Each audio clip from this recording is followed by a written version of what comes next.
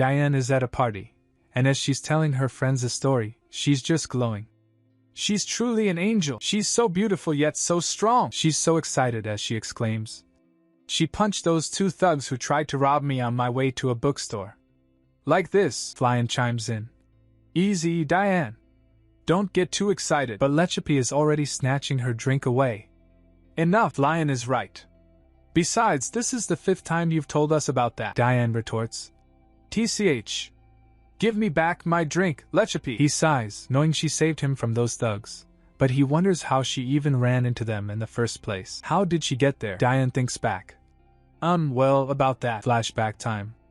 A few days ago, Diane's carriage arrives in town, and the driver announces, We're here, milady. Diane tells him. Come back in an hour. I will be waiting around this place. She steps out, ready to hit the bookstore. Hopefully, I can find something here. Opening the door, she's greeted by the shop owner. Welcome back, Miss Diane. It's a nice day, isn't it? Diane smiles back. Yes, it is, sir. Am I the only customer today? He replies. You're right, Mississippi. That's why I feel honored by your visit today, Diane thinks to herself. He must have been bored all day, the owner explains. As you know, everyone in this town has been mourning the Queen's death. They only study the Holy Book all day, and don't read any other books. That's why I rarely have visitors. Diane understands. I see. Does that mean there's no new book released? But the owner reassures her. Don't worry, miss. Of course there is. Diane's relieved. That's a relief, he asks. What kind of book are you looking for, miss? Diane replies. Well, I haven't decided yet. I need something for a birthday gift, the owner leads her. This way, please.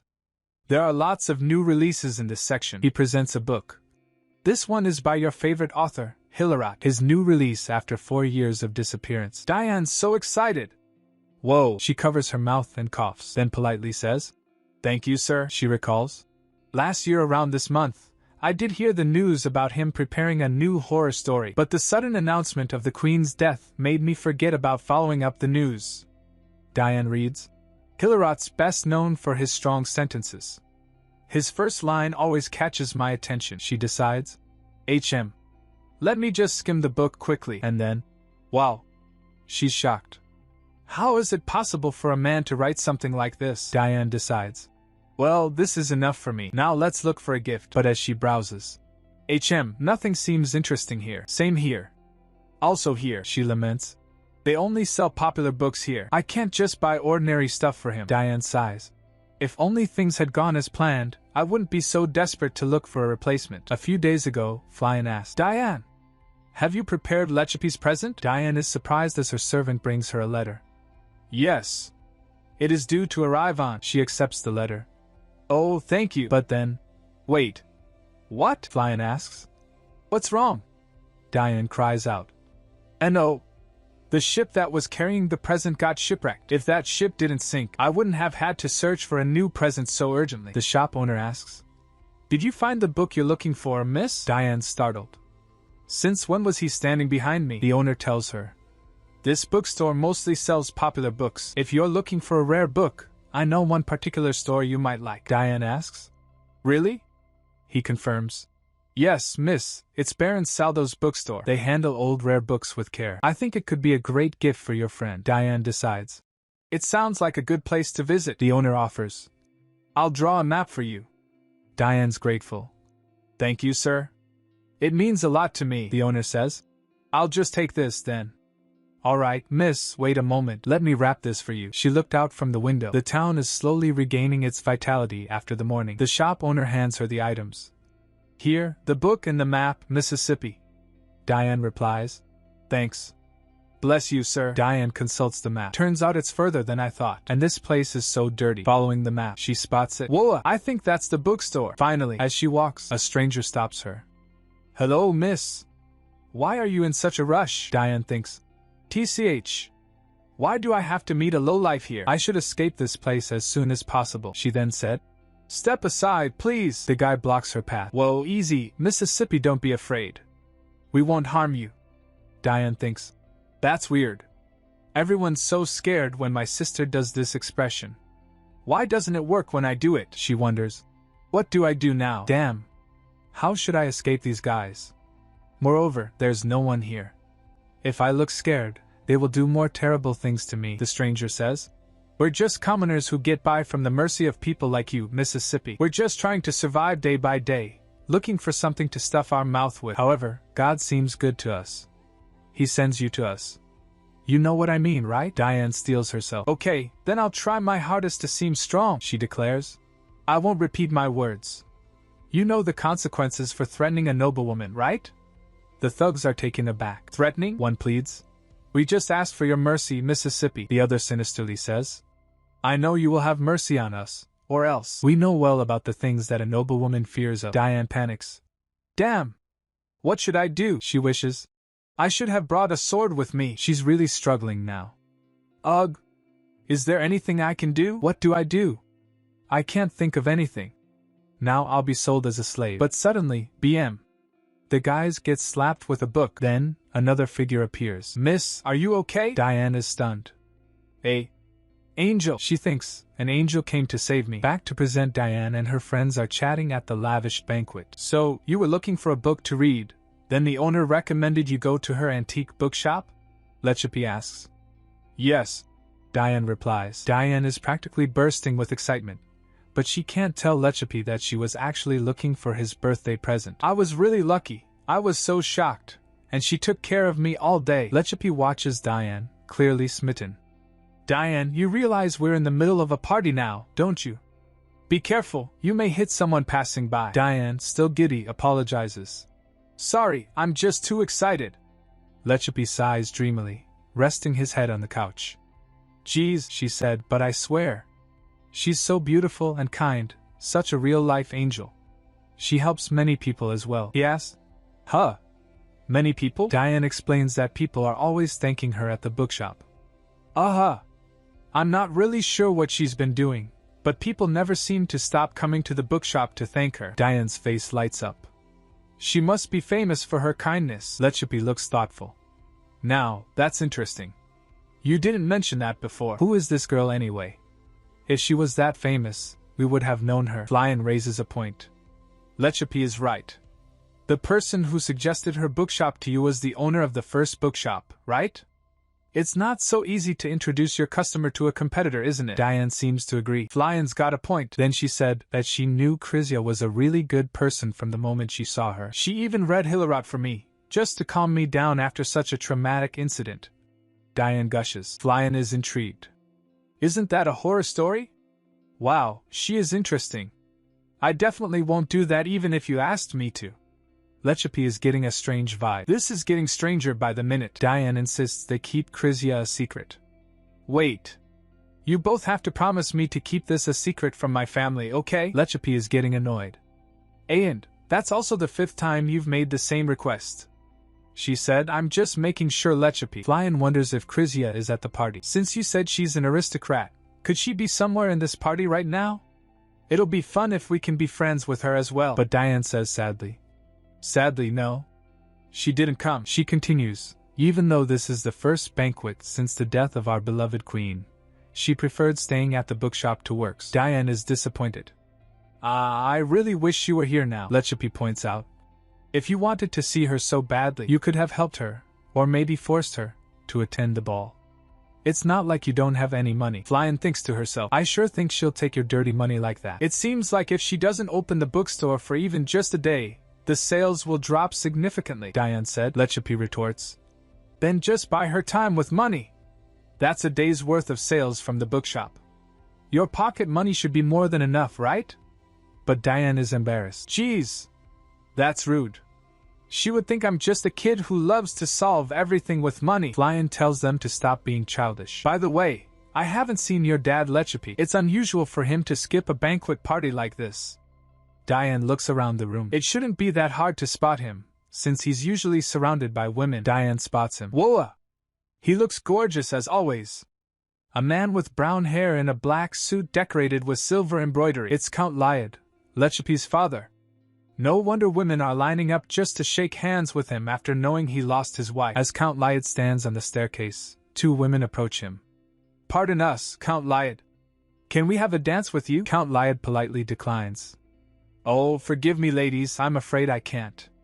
The crowd gasps. Diane is shocked. Oh my, he rejected them.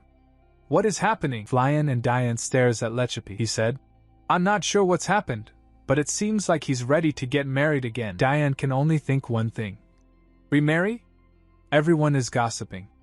This is going to be a hot gossip. The scene shifts to the antique bookshop. Diane is sitting with Krizia, lost in thought. Are you listening to me? Krizia asks. Diane snaps back. Sorry, Krizia asks. Do you like fruit tea? Diane replies enthusiastically. Yes, of course. But in her thoughts, Diane is surprised by the news of Count Lyad's remarriage. Of course, I was surprised at the news of Count Lyad's remarriage, but to think of something else when my angel is in front of me, I don't even have enough time to look at my dear angel. I really want to be like her. Krizia smiles warmly. Thank God I just got a good tea. Diane admires Krizia. She's strong, independent, but still so beautiful as a lady. Krizia offers her a raspberry tea. It's raspberry tea. It may be a bit sour. Do you want to add more sugar? But Diane declines. Thanks, don't worry, I'm used to having fruit tea, Diane said. Let me try this then. Krizia giggles as Diane sips the tea. Careful, it's still hot. Krizia warns. Diane hopes for a miracle. Actually, last night, I was hoping a miracle would happen and you would appear at the party. But Krizia explains. Well, I've told you. There's a lot of work to do. My father has been running this bookshop for quite some time to help the unfortunate in this town. Krizia continues. One of the ways we help them is to run an education program for poor kids to learn how to read and write. Actually, we can only hold the classes as long as there is a vacant land and a large tree. When the weather gets hot, it becomes uncomfortable for kids to study outside. It changes their passion to learn. She explains that her father is trying to collect donations to make a proper place for them to learn. We need a lot of money, yet our family business isn't doing so well, so progress has been very slow. Krizia explains. Since I have the same vision, I help him take care of this bookstore. I also have a sister who still runs the education program. Diane realizes. Now I know where her spirit of helping people comes from. Diane is impressed. Your family is awesome. No wonder you're willing to help strangers like me. Back then, you're safe here. Drink your tea and take a rest, okay? Krizia wraps a blanket around Diane. Krizia is beaming. Diane thinks, if she isn't an angel, then I refuse to believe that angels do exist. She asks Diane about the party. Ha ha ha, it's just a coincidence. Anyway, how was the party last night? Diane replies. Yeah? It was great. The only sad part was that I didn't have a chance to introduce you to my friends. Krizia suggests. Well, you can bring them here next time. Diane is excited by the idea. That's a great idea. Last night we also... She suddenly stops herself. Wait. Should I tell her about Lechapi and his father now? Krizia notices Diane's hesitation. What's wrong? Why did you stop talking? Is there anything that bothers you? Diane waves it off. And nothing. Let's just discuss it after you've met them. Krizia teases. Ahaha, alright. Diane said anyway. It seems like you're the one with problems. Krizia assures her. Oh, you mean the issue with the donation? Fortunately, it's been resolved. But Diane is still concerned. Then, why does your face look so unhappy? Huh? Really? Diane slaps herself. I mean, usually, you look glowing like the sun. But now, a shadow seems to dim the light on your face. Damn, that's so embarrassing. Krizia apologizes. Sorry to concern you, she admits. There actually is something bothering me. Diane asked, is it something bad? Krizia looks serious. It seems that I'm going to get married soon. Diane is in shock. What? She's getting married? So suddenly? After some time. Unbelievable, she shouts. I won't let that marriage happen. She's too young. Lechapi twitches hearing this. He sighs and said, I don't think I can work while listening to your story. But he offers to talk anyway. First, since she is older than you, isn't it normal if her parents want her to marry? Diane replied, if it's to a person that she loves, then yes. I will absolutely support her. But it's a political marriage. Diane explains that the girl is being forced to marry for money. What if she's not happy? Lechapi asked. Isn't that what happened with our parents? We tend to select partners who are richer than us, right? Diane pouts and said, didn't you get what I mean? She's under pressure. He asks what Diane wants to do about it, but cautions her to not just pout. Then I will solve the problem, Diane declares. eyes blazing with resolve. I will build a business to help her. Lechipi recognizes that same spark from last time, but reminds her that her last business was just a charity project. Diane insists. Well, it was a charity project, not a business. This time it's going to be a real business that makes a profit. Diane wants Lechipi's help to write a business proposal. You've got a lot of experience. If you help me, I'm sure I'll write a successful one. Lechipi wonders why Diane is so against this marriage, but Diane's got her reasons. She feels sad for the girl and wants to return the favor to her. Lechipi caves. Okay, I'll help you. He hands Diane a piece of paper. Write down your plan for the business on this paper. You can use my working desk. And Diane gets right to it. She writes multiple times. Lechipi watches her, thinking, this is the first time I see her so sure about what she wants. Finally, Diane shouts, it's done! She presents the proposal to Lechipi, who reads it and gives her a look. Bookshop? Are you serious? He questions her motives, asking if she's trying to help the girl, or be her competitor. Diane defends her plan, bringing up the Harangro ship incident. He said, of course, it's the one that sunk many people's imported goods, including my family's. It affected my business as well. We see a flashback of chests and goods sinking to the bottom of the ocean. Our trade group suffered quite a loss. I heard many bankrupted because of it as well. Diane explains that. That's why I think a bookshop is the best way to help her. I can help her find new vendors that have lower prices or who can be her resellers to other cities, she adds triumphantly. Therefore, she will get money and cancel her marriage. Lechipi is still skeptical, but admits that it seems to have potential. He'll handle the prospect analysis, while Diane handles the concept of the bookstore. Diane's overjoyed. Thank you so much. You're so reliable. You're the best. He got surprised by her reaction. Then Lechipi agrees to discuss it again in 2 days. Cut to a gazebo in a garden, where Diane, Lechipi, and Flyan are having tea. This is amazing. Thank you guys, Diane exclaims. Their tea party is interrupted by Alex, who says, excuse me, sir, your father asked me to give these documents to you. He has sorted out the candidates to be your wife, he adds. Since you haven't chosen at all, the papers keep piling up in your room. Lechipi groans. Geez. Father! He tells Alex to just put the documents down and bring him his glasses. Diane's surprised. Huh? Since when are you wearing glasses, Lechipi? The last time we met you didn't wear it. Lechipi explains that it's pretty new, and thinks it's because he reads too many documents. But I only use it sometimes when my eyes feel tired. As Alex places the stack of documents on the table, Diane warns, don't do that. It can get worse. Lechipi assures her that he can see without them, but it definitely feels better when he wears them. Diane's got an idea. Glasses? I just got a perfect idea for Lechipi's present, but first, she tells him to. Just make sure you wear it every time you work on documents. Looking at the stack of documents, Diane exclaims, Whoa, that's a lot of girls, Lechipi. Lechipi replies, even though my family is not as rich as yours, I still have lots of girls queuing for marriage. Alex arrives with the glasses. Lechipi puts them on and starts rumbling through documents, while Diane and Flyan stares. He asked, wait, what are you two doing, huh? Diane explains that they're helping Lechipi sort through the candidates. Of course, we can do that, right? Lechipi sighs. Fine. Do as you wish. Diane picks up a photo, exclaiming, Whoa! I know her! Diane and Flyan start commenting on each candidate's flaws. This girl loves gossip and shopping. Don't marry her! This girl too. And this lady, she is known for having an affair with that count. And my mother knows this girl. She is lady whose mother married several times for money. Lechipi has had enough. That's enough. You two are just making fun of me. Flyan turns the tables, asking Diane how many suitors she has. Lechipi chimes in. Yeah, you haven't decided on that too, right? Diane replies. I do have a lot of suitors, but none of them interest me, she adds. I want to find my true purpose in life before getting married to a man. I want to be a woman like my sister and my angel. And hopefully, I can meet the love of my life along the way, Flyan teases. Says the girl who loves to read horror stories instead of romance. Diane points out that Flyan is lucky to have been engaged to Prince Leos since she was a child. That's why you don't have to worry about business nor money. Flyan suggests Diane get one too, and proposes Prince Yuzuru. Diane and Lechipi are shocked. You mean that 6-year-old kid? Flyan replies. Teehee, as long as he's rich, right? Diane and Flyan run around the garden as Lechipi sighs. What would others think if they see you ladies running around like that? Just then, the butler announces that the ladies' carriages have arrived. Lechipi calls out, "Girls, it's time to go home.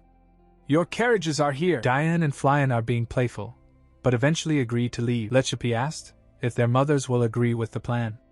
Diane assures them, "Leave it to me. My family always asks me about what I want to do with my life, so this is it. It will be an answer for them." The girls say their goodbyes to Lechipi and head off in their carriages. We then see Diane arriving at her house, a grand mansion. Inside, her mother, the Marquis Harp, is enjoying a cup of tea. "Finally, I can have a break." Suddenly, Diane bursts in, startling her mother.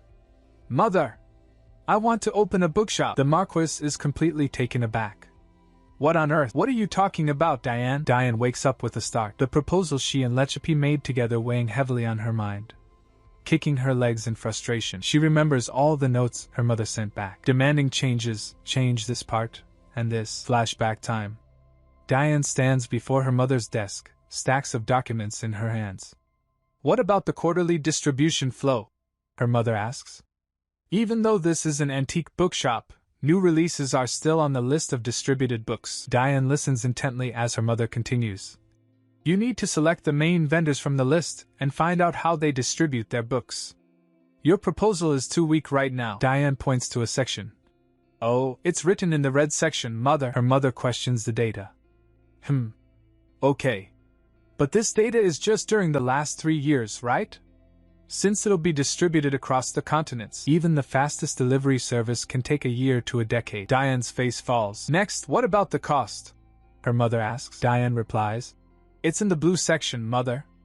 I'm planning to use the services of Blue Shell Island for that." Her mother raises an eyebrow. "You get a discount for being Lechipi's friend, don't you?" Diane happily confirms. "Of course, Mother." But the interrogation continues. "For how long can we keep this price?" About that," her mother interrupts. "Even though Count Lyad dominates the business, you shouldn't forget Mr. Grandoran is one of their shareholders. If something happens, you will have to renegotiate the price. And without his approval, you will have to look for another business." The barrage of questions keeps coming. "Also, what about the storehouse to keep all the books temporarily? Who are your target customers? Have you joined any associations? You wrote that you will start gaining profit in 6 months. But judging from this proposal, my best verdict is 5 years." Diane's mother continues to tear her proposal apart. Back in bed, Diane clutches her head in frustration. "Hufty, building a bookshop is harder than I thought. I have to create a more detailed proposal tomorrow. I should meet Lechipi to revise the proposal, and create a plan B just in case. And then do more thorough research."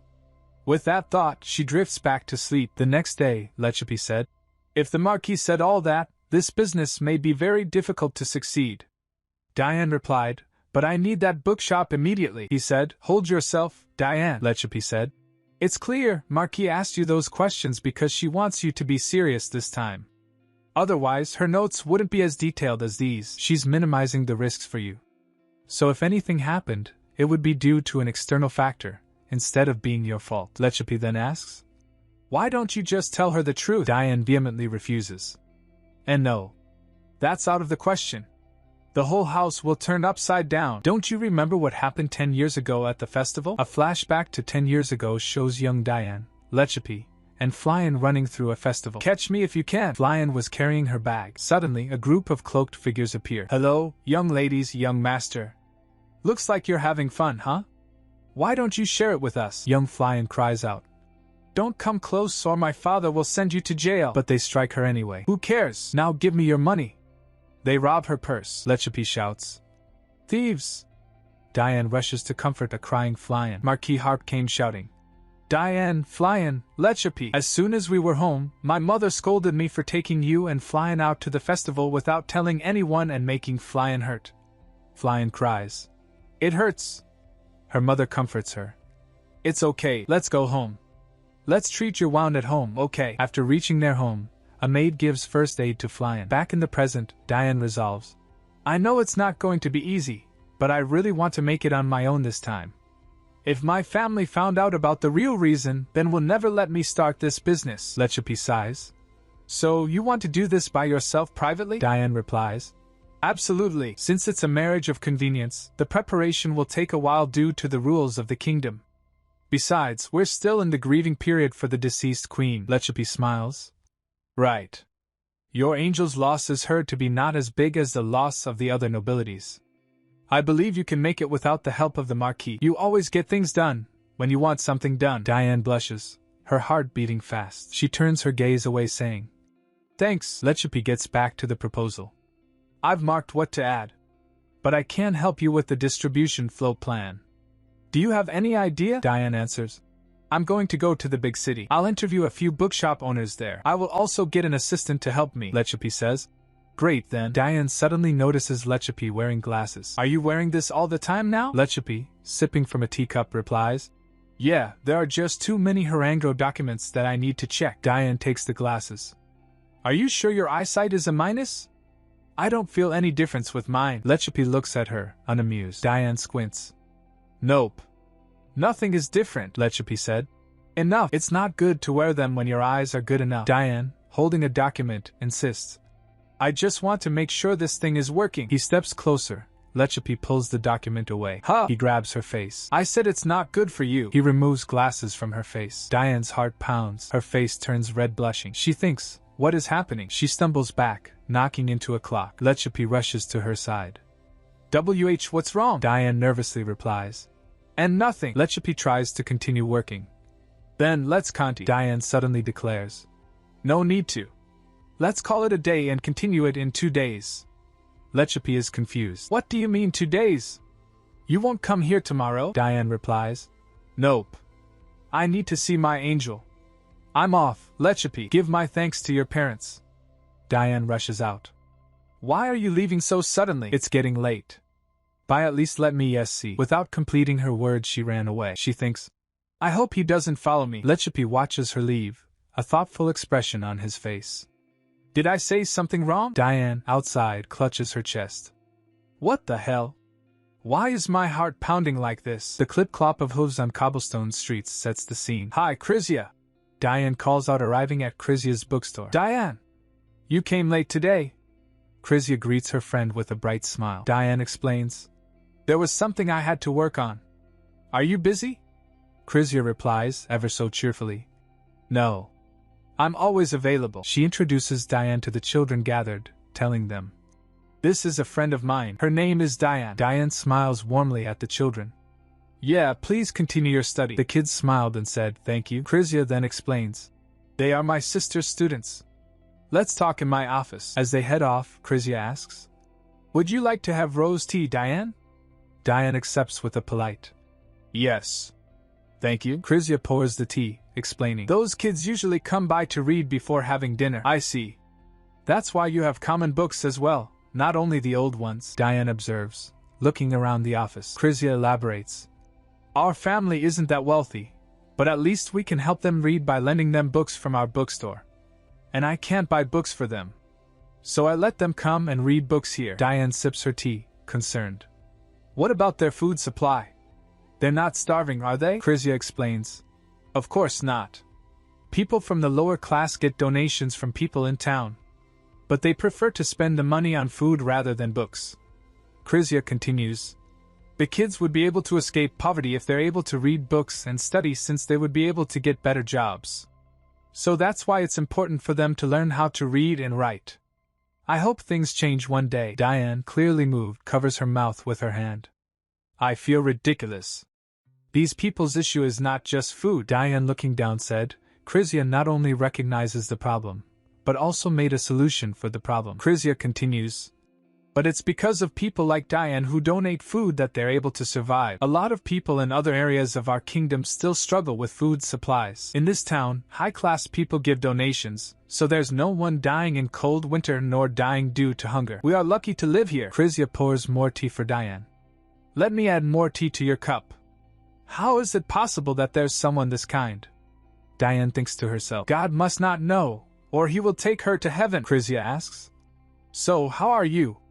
I want to hear your story too. Diane replies. Thanks. She continues. I got a letter from my brother that he is inheriting a land in the suburbs. Krizia asks. Do you get a land too? Diane responds. I can if I want to, Krizia exclaims, impressed. Wow, your family's amazing. Diane laughs. but internally she worries. The thing is, I don't want to bother her with my family issues and make her feel inferior. I hate myself for even worrying things like this. She's a good person, Diane deflects. Thanks for saying so, but I'm actually a bit lazy.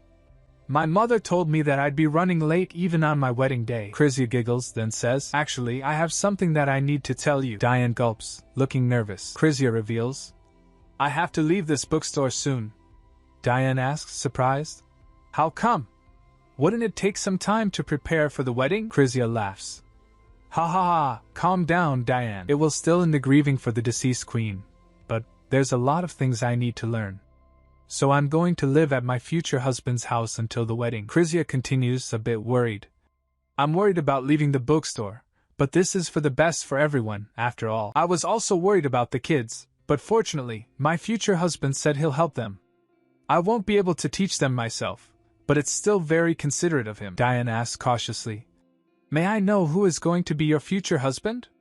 Krizia answers, I'm sorry, but I can't reveal it yet. It's too early to do that, but don't worry, we can still see each other. I'm not going out of town. Suddenly, a knock at the door interrupts them. Excuse me, miss. Do you have time? Krizia responds. Yes, what is it? Diane, seeing her chance to slip away, says, Well, I'd better get going. Sorry we can't talk longer. Krizia replies, It's okay, let's meet again another time. Back at home, Diane tosses and turns in bed, consumed by her own worries. After returning home, I even skipped a meal and lay in my bed worrying. If only I can solve this directly with money, but I don't want to ruin my relationship with my angel. I'm worried she'll get offended by it. Should I tell my mother about this? I guess there's no other way, even though they will be shocked to hear it. Knock, knock. Diane, are you there? Her brother calls out. I heard someone is pouting and doesn't want to eat. Diane's face lights up. Brother, she exclaims. I've missed you, and leaps into his arms. He laughs. Ha ha, me too. Anyway, your mother and sister are worried about you. Mother said that you were so excited about opening your own bookstore, but she commented on the weaknesses of your proposal, and it upset you. Diane protests. Wha? No, that's not it, her brother asks gently. Then what? He sets her down, concerned. Diane hesitates. What mother said is right. It's me that is not well prepared, her brother suggests. So why don't you join the others and eat? Diane thinks.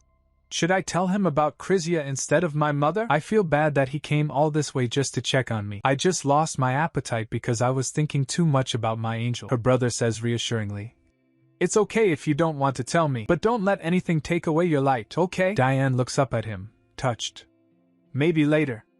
Diane perks up, a little smile forming. All right, he said. Corey said he put a doll to cheer you up. He points to Rabbit Doll. Oh, there it is. Diane gasps. Oh my, I didn't notice. She hugs the stuffed bunny tightly. After all, I am the luckiest girl. Even my 8-year-old nephew is worried about me. Her brother spots a wrapped gift. Is this what I think it is? He picks it up, recognizing it. She said. Yes, it's Lechipi's present. I haven't had the time to wrap it, he suggests. Let's do it together. You need to go see him tonight, don't you? She smiles. Yes, thank you, brother. They wrap the gift together. Diane, holding up the finished product, cheers. Yay! We're done, her brother, satisfied, says. Well, since you already feel better, I will go back to Mother and our sister. Don't forget to eat a bit before you go to Lechipi's house, okay? Diane nods with a smile. Her brother reminds her. Say happy birthday to Lechipi for me, will you? Diane responds. I will. Suddenly someone knocks the door. Come in, Diane calls, still holding the bunny. A servant asks. Are you feeling better, miss? Do you need something? Diane replies.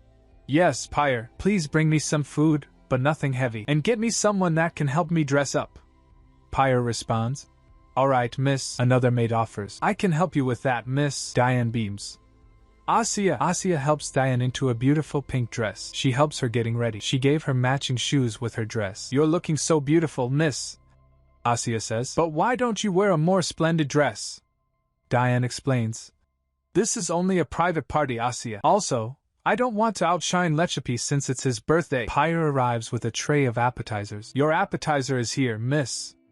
Oh, thanks, Pyre, Asia says. In her head, she pushes aside her worries. Let's forget about Krizia for a while. Lechipi deserves the best birthday party today. Diane takes a bite of a macaron. Under the moonlight, Lechipi's birthday has finally arrived. Diane arrives at the gate, wondering why she was asked to wait outside. What's going on? Why did your servant ask me to wait for you here? Lechipi appears. And what's with that fancy clothes of yours? Isn't this just a private party between us? He drops a bombshell. We have another guest for tonight's dinner. My father will introduce my future stepmother. Diane is floored. What? She realizes her outfit isn't fancy enough. Why didn't you tell me? This dress doesn't suit a formal party. Flyan arrives on the scene. Hey, what's happening? Why are you two gathered here? Lechipi repeats the news. They will introduce my future stepmother at the dinner party today. Flyan is just as shocked as Diane. You should have told me earlier. I woke up and picked out my dress carelessly. The girls try to physically wrestle Lechipi. Change it. Diane and Flyan shout. Lechipi protests. No. My father specifically asked me to wear this. Hey. Don't pull. Geez, let it go. Let's get inside. They're waiting for us. Once inside, Diane tells Lechipi. Lechipi, this is your birthday present. He said you should have handed it to my servant when we entered the house. Diane, beaming, refuses. No. I want you to receive and open it yourself. She can barely contain her excitement. Oh, you are all here, Diane, Flyan, Lechipi. Count Lyad, looking every bit the distinguished gentleman, greets them. Good evening, Count Lyad, the girls say. Diane, Flyan, thank you for coming, he responds. Then, the words we've all been dreading. Allow me to introduce my future wife, Lady Saldo. These are my son's friends. The scene dramatically pans up to reveal. Chrysia? Diane's jaw drops. Diane drops the present. Luckily, Lechipi catches it. Flyan asks, Are you okay, Diane? Chrysia looks at Diane knowingly. Diane. Later, the trio gathers to discuss this development. Diane asked. You could have told me sooner. I was surprised as well, Lechipi says. I had no idea she was Miss Saldo. You never mentioned her name, and always just called her my angel. Diane is now on a mission. Now we know she's going to marry your father. You must help me cancel it. Lechipi hesitates. Well, Diane pleads. Please, you don't want to have a very young mother, right, Lechipi? Flyan chimes in. You don't have to worry that much, Diane asks. What do you mean? Flyan shrugs. At least she's not marrying a man with a bad reputation. Count Lyad is a good spouse candidate. Besides, you can still meet her anytime. Diane concedes. That's right, but something still doesn't feel right. We get a glimpse into the Lyad family's history. The Lyad family is part of Singalomer's lineage, and they built the dynasty a long time ago. They also own worldwide trading companies such as Blue Island Shell. This doesn't have to end in marriage, Flyan questions. Diane. Why are you silent? Diane, resolute, declares. Oh, sorry. I was just thinking. I know your family is trustworthy, Lechipi, but I am standing by my decision. I want to sabotage their marriage. Flyan is taken aback. Diane, are you sure? This is Lechipi's father we are against, she adds. I know. That's also why I'm going to need your support, guys, he asked. You want me to fight my own father? She pleads. Yes, please. Don't you feel strange having a mother who's about the same age as your age? Flyan admits. Well, I have to admit it is strange, Lechipi sighs. Flyan is on board, so how? He relents. Fine. I never thought she would be near our age. I thought she would be older, Lechipi warns them. But let me warn you, getting in the way of my father's business won't be that easy. We need to plan it carefully. Let's move to the library to discuss more. Diane cheers. You're the best, Lechipi. Lechipi blushes. Don't call me Lechipi. We're adults now. The girls tease Lechipi with nicknames. Lechipi. Lit. The great, rich, handsome, and kind. Lechipi, flustered, cries. Stop it! In the library, they get down to business. Lechipi explains. First of all, the root of this problem is the Harangro ship incident. This is the manifestation document of that ship, Diane said. Even though their loss is quite small compared to other groups, it can still cost them assets such as the bookshop and their house, he said. Yeah, I think that's why they decided to seal the deal with a marriage, Diane asks. If it's just a typical loan? I mean, they aren't sure they can pay back the money, Lechipi tells them. No, that's not it. My father just met him recently. They don't really know each other that well, so to be safe, they are sealing the deal with this arranged marriage, Flyan suggests. Wouldn't it be easier if Diane lent them the money? Now that we've met them here, she can try to talk to her. Lechapi shakes his head. Baron Saldo won't believe in such a sudden act of kindness. It makes more sense if he could close the deal with marriage as a guarantee. Since she has come to our place, that means the preparation is almost done, Flyan asks. Is there any way for Count Lyad to suddenly change his mind? Lechapi replies. I don't think my father will do that to such a serious matter, Diane asked. But what does he actually gain from this marriage besides getting a wife, he said. This marriage is beneficial for our business. Baron Saldo has a group circle that we haven't reached yet. I believe my father saw an opportunity to expand our business, Diane continues. That would mean we need another plan that will give us an almost instant result, Lechapi proposes. How about we spread a rumor, for example, that Lady Saldo already has a lover? Diane is horrified. No! That will make Krizia's condition worse. Lechapi tries to calm her down. Calm down. It's just an idea, Lechapi adds. Geez, the debt is not that big, but it is hard to cancel their plan. While they both are planning, Flyan focused on eating. She eats all the cupcakes, he said. I guess there's no other way then. After eating it all, she sighed, then said, If you can't take your father's place to marry her, then marry another girl, Diane explains. That way, Lechapi's marriage would be prioritized. It's impossible to hold 2 consecutive marriages, let alone at the same time. It will cost too much money. Diane snaps her fingers. Flyan, you're the smartest. Let's help Lechapi choose someone from all the proposals. Flyan agrees. Yeah. Let's go, Lechapi. Lechapi reminds them. It's almost time for dinner. We need to go to the dining room. And the dinner finally began. Count Lyad speaks to Diane.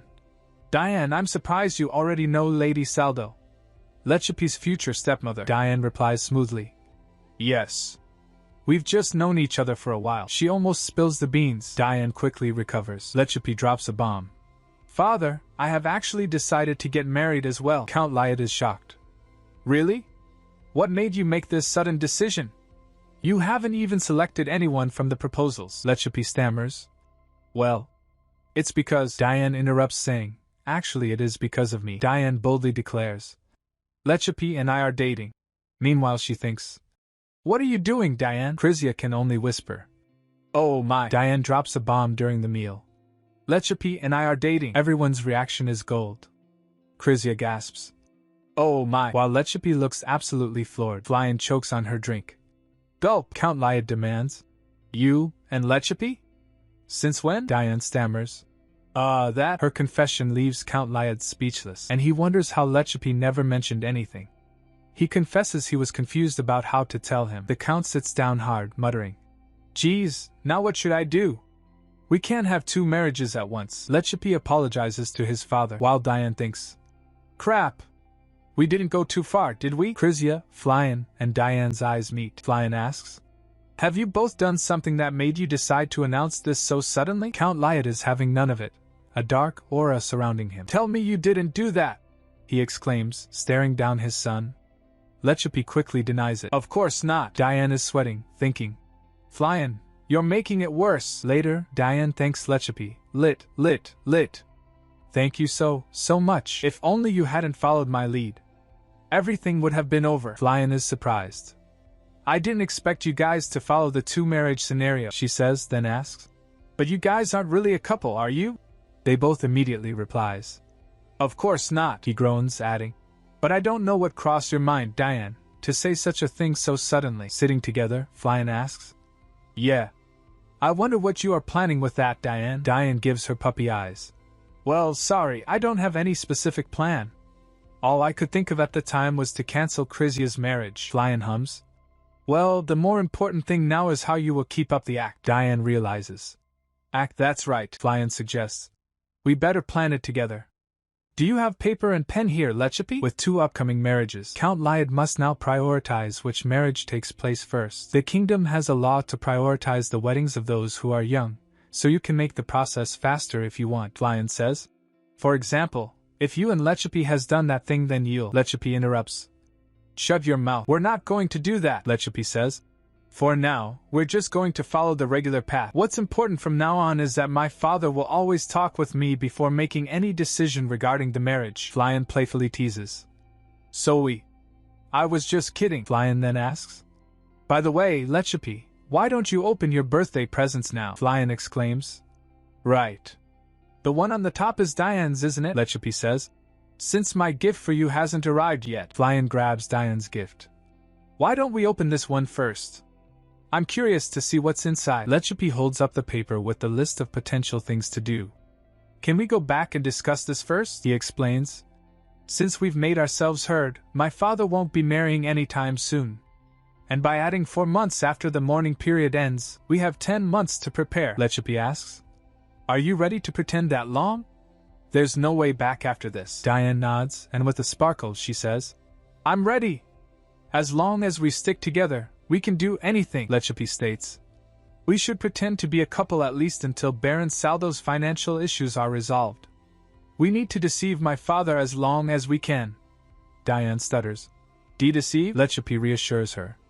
Don't worry, it's just a term, Flyan adds. Isn't this good for you, Diane? Flyan continues. This way, it's not going to look suspicious even if you visit Krizia often. Count Lyad will just see it as you trying to be closer to Lechipi's family. With stars in her eyes, Diane thinks. Flyan is right. Now I can spend more time with Krizia, Diane said. You're a genius, Flyan, she laughs. Of course I am. That way, Count Lyad won't be suspicious of you. Lechipi says, yeah, do whatever you want. But just be careful, Diane cheerfully exclaims. Don't worry, it's going to be fine. Diane presents Lechipi's gift. Now, how about you open your presents? I want to know whether you like it or not. He replies. Okay, she then adds. Actually, I have 2 presents for you, but please open this one first. Lechipi opens the gift and exclaims. This is... He is shocked. Prescroped's Grimoire? This is a rare book, isn't it? Diane puffs out her chest. Of course, but I got it for you. Do you like it? Lechipi smiles. I do. He opens the book and starts flipping through the pages. He then says, Let me sign it, Flyan tells Lechipi. Wait until you get my gift next week. You're going to be amazed. Lechipi laughs nervously. Ha! I hope there's nothing suspicious or dangerous about it, Lechipi says. Flyan, she always came up with unusual ideas. He remembers that last year, Flyan hired a famous novel writer to write Lechipi's biography as his birthday present. You shall never forget it, Diane asks. Okay, how about you open my second gift now, Lechipi? I wrapped it myself. Lechipi examines the gift. This one is a little heavy and has a thick cover. I'm going to need a box opener, Flyan says. I'll go get it for you.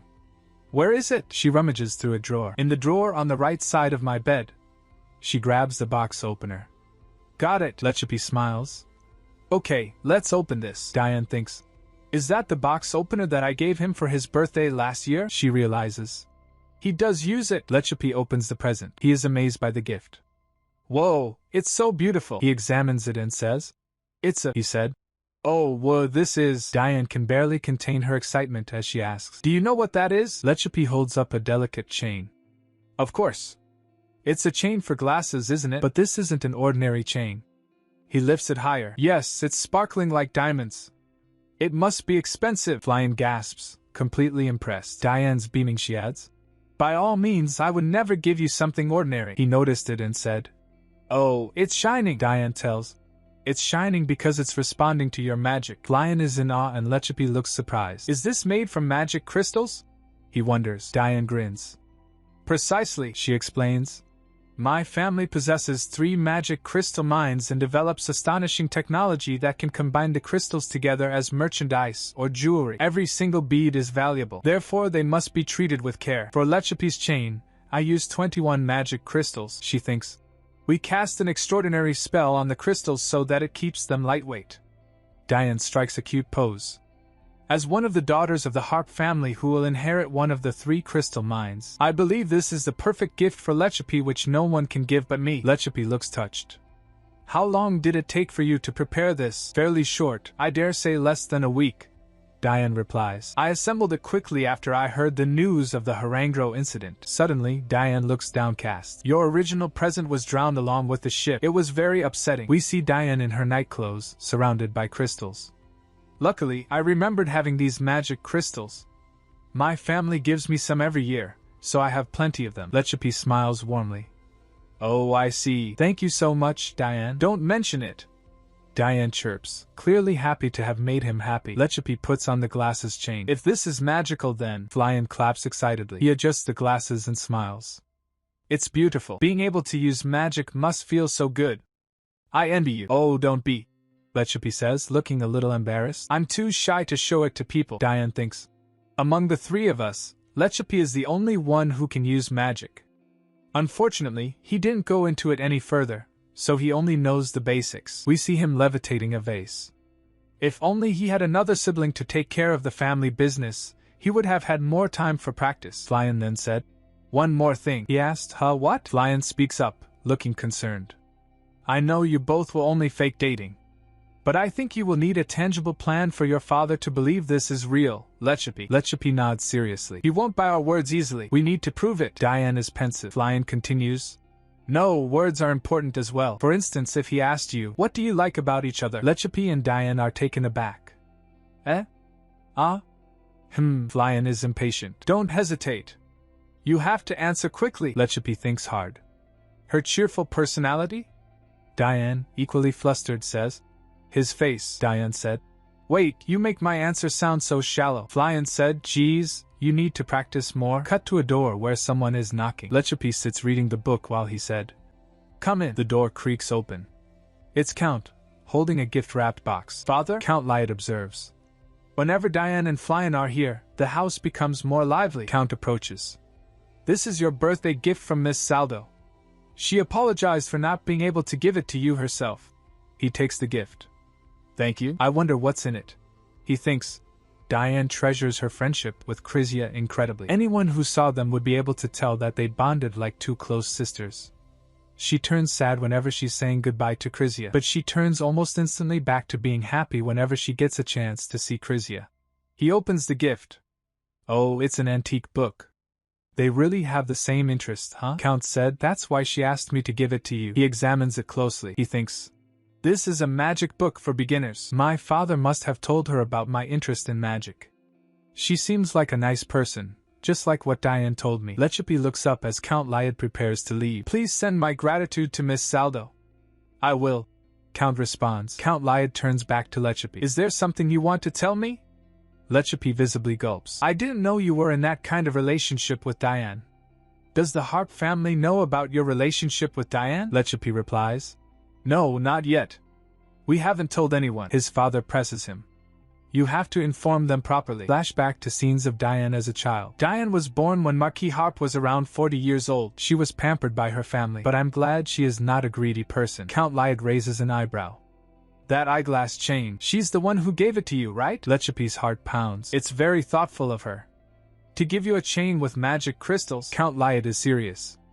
If your purpose on dating Diane is to marry her, you have to plan it carefully. I don't know about Marquis and her husband, but Starrett and Rockin won't sit still when it comes to Diane. Lechapi gulps, picturing Diane's protective siblings. That's exactly what I've been worried about. It won't be easy to convince her brother and sister. Diane will soon become a marquis. I'm sure they will create a checklist for her suitors. I'm afraid I won't even make it on the candidate list. He said, I understand, father. His father encourages him. Worry not, Lechapi. They won't reject you if their daughter really loves you. Lechapi forces a smile. Ahaha. Thank you, father. Count Lyot puts a hand on Lechapi's shoulder. Actually, there's one thing I want to know. What is it? Lechapi asks nervously. Count Lyot's eyes sparkle with amusement. What do you like about Diane? Lechapi gasps, his face turning bright red. Damn it! Now what should I say? Count Lyot chuckles as he sees Lechapi's reaction. Ha! Never mind. I can see it clearly on your face. Now take a rest. See you tomorrow. He exits the room, leaving Lechapi flustered. Count Lyot smiles to himself. He is definitely in love with her. Starrett is back. And Diane is overcome with joy, rushing to hug her sister. Sister Starrett! She cries. After so long, they are finally reunited in the Grand Castle. Starrett pats Diane's hair affectionately as they sit together on the bed. After that Street said, and it's done, Diane falls back on her saying, it's been a long time. I've missed you, Street. She replied, Whoa, what are you doing, Diane? Diane said. You're always busy helping Mother. We rarely spend time together now. Starrett smiles and said, Well, I guess that can't be helped. But didn't you have fun attending Lechapi's party today? Diane didn't reply and stayed silent. Starrett asked, did something happen during my absence? Diane rises, a knowing look on her face. How did you know? She asks, surprised. How can I not? There's nothing I don't know about you. Starrett responds confidently. Diane's smile falters. Well, actually, there is. You don't know what I've done at the party, let alone why I did it. She confesses. Diane's eyes widen in alarm, and Starrett leans in, a steely glint in her eye. Then tell me, she demands. Diane stammers. Huh? Well, she hesitates, finally blurting out. What if I want to get married? Diane looked hesitant. Starrett replied.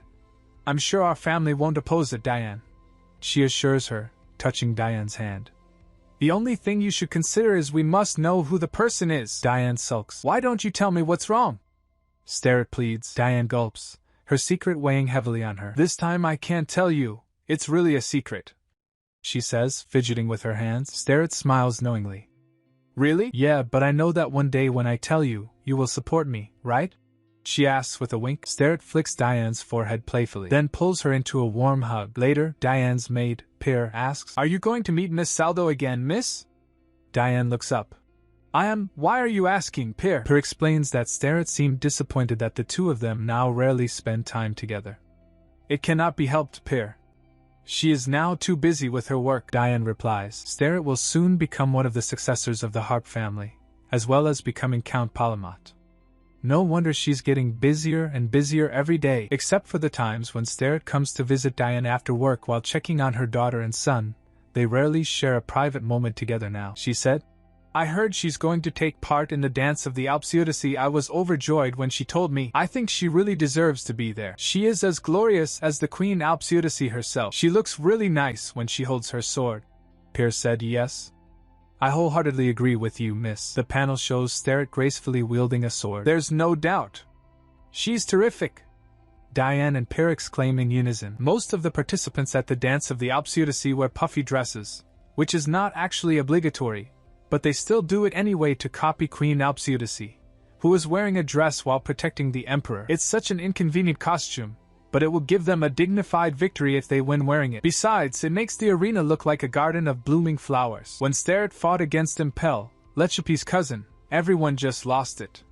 The way they swung their swords stole everyone's attention, and it will remain in everyone's memories for decades to come. Even though I was still just a beginner at the time, I could tell it just by watching them play, Diane says. I used to think that it would be awesome to see Starrett become a knight. If only Rock can decide to take the title, I believe Starrett would have considered being a knight, Pierre responds. But your brother doesn't have any interest in having titles just like you, Mississippi. Then Pierre asks if she will be going to work out with Chrysia. Diane says she supposes so, as all the documents from bookshops that she's been contacting these days are due to arrive today, and she needs to check it. Pierre expresses concern. Pardon me, Mississippi. You're so busy lately that I think you lost some weight. Why do you look so concerned? I'm worried about your health. Diane assures Pierre that she'll take better care of herself. She thinks to herself, she's right. I was too excited with all the events happening that I forgot to take care of myself. Later, Diane's staff presents her with a mountain of gifts. I did not realize it would go this far, she says, surprised. Lechapi sits reading some documents. Everything has been put here, Mississippi. If there's nothing else, we will excuse ourselves, the staff says, bowing. Yes, Alex, thanks a lot, Diane responds. Hey, Lechapi, take a break and join me here. See what I've bought, she calls out. Lechapi seems upset. Why did you bring all of those stuffs to my office? Did you want to show it off? Diane retorts. You don't like me coming here? We're going to get married, so we need to see each other often. Diane holds up a dress. Aren't you curious about what I bought when I went shopping with Chrysia? She asks. This is a summer dress. It's so light and soft, she exclaims, twirling the dress. Did you know that Chrysia was the one who suggested me to buy this? She suggested that we get twin outfits. There were a lot of summer dresses at the store, but she and I both like this one. And I was about to suggest her to buy two, which I will pay for one of them. A picture shows Diane and Chrysia happily posing in matching dresses. She came up with a better idea for us to buy the same dress like close friends. It's a brilliant way to show how we value our friendship, Diane gushes. Lechapi deadpans. I can see how happy you are. Oh, that's right. Diane suddenly remembers. What are you looking for? Lechapi asks. Something I want to give to you, Diane replies. Lechapi is surprised as Diane rummages through the gifts. What do you mean by that? You gave me 2 presents already. No. This is not a birthday present. This is something else, Diane says. She finds a wooden box. Oh, here it is. Lechapi looks at the box with a confused expression. Here, open it, Diane urges. Lechapi asks. What is this? Diane says. Just open it. Since Krizia had an idea for us to buy twin items, I thought we should have one as well. We're a couple now, right? Lechapi is shocked. A couple's item. Lechapi blushes. I will open it later. I must go back to work. Diane protests. No, you must open it now. That way we'll know if it actually works, Lechapi asks. What do you mean by works? Diane pushes the box forward. Just open it. You'll know, she insists. Lechapi opens the box to reveal a necklace with a large blue pendant. This is, he says. Diane points to her own necklace, which has an identical pendant. Yes.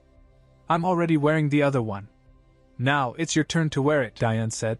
After that, fill the pendant with your magic power, she instructs. As Lechapi focuses his magic, the pendant begins to glow. Wait, this sounds like, he says. Diane leans in close. Can you hear it? It's my heartbeat. She explains she bought them while shopping with Krizia, saying the pendants will let them hear each other's heartbeats if they infuse them with magic. He asked. You bought this for me so that I can hear your heartbeats? Diane gets flustered. Huh? You don't like it?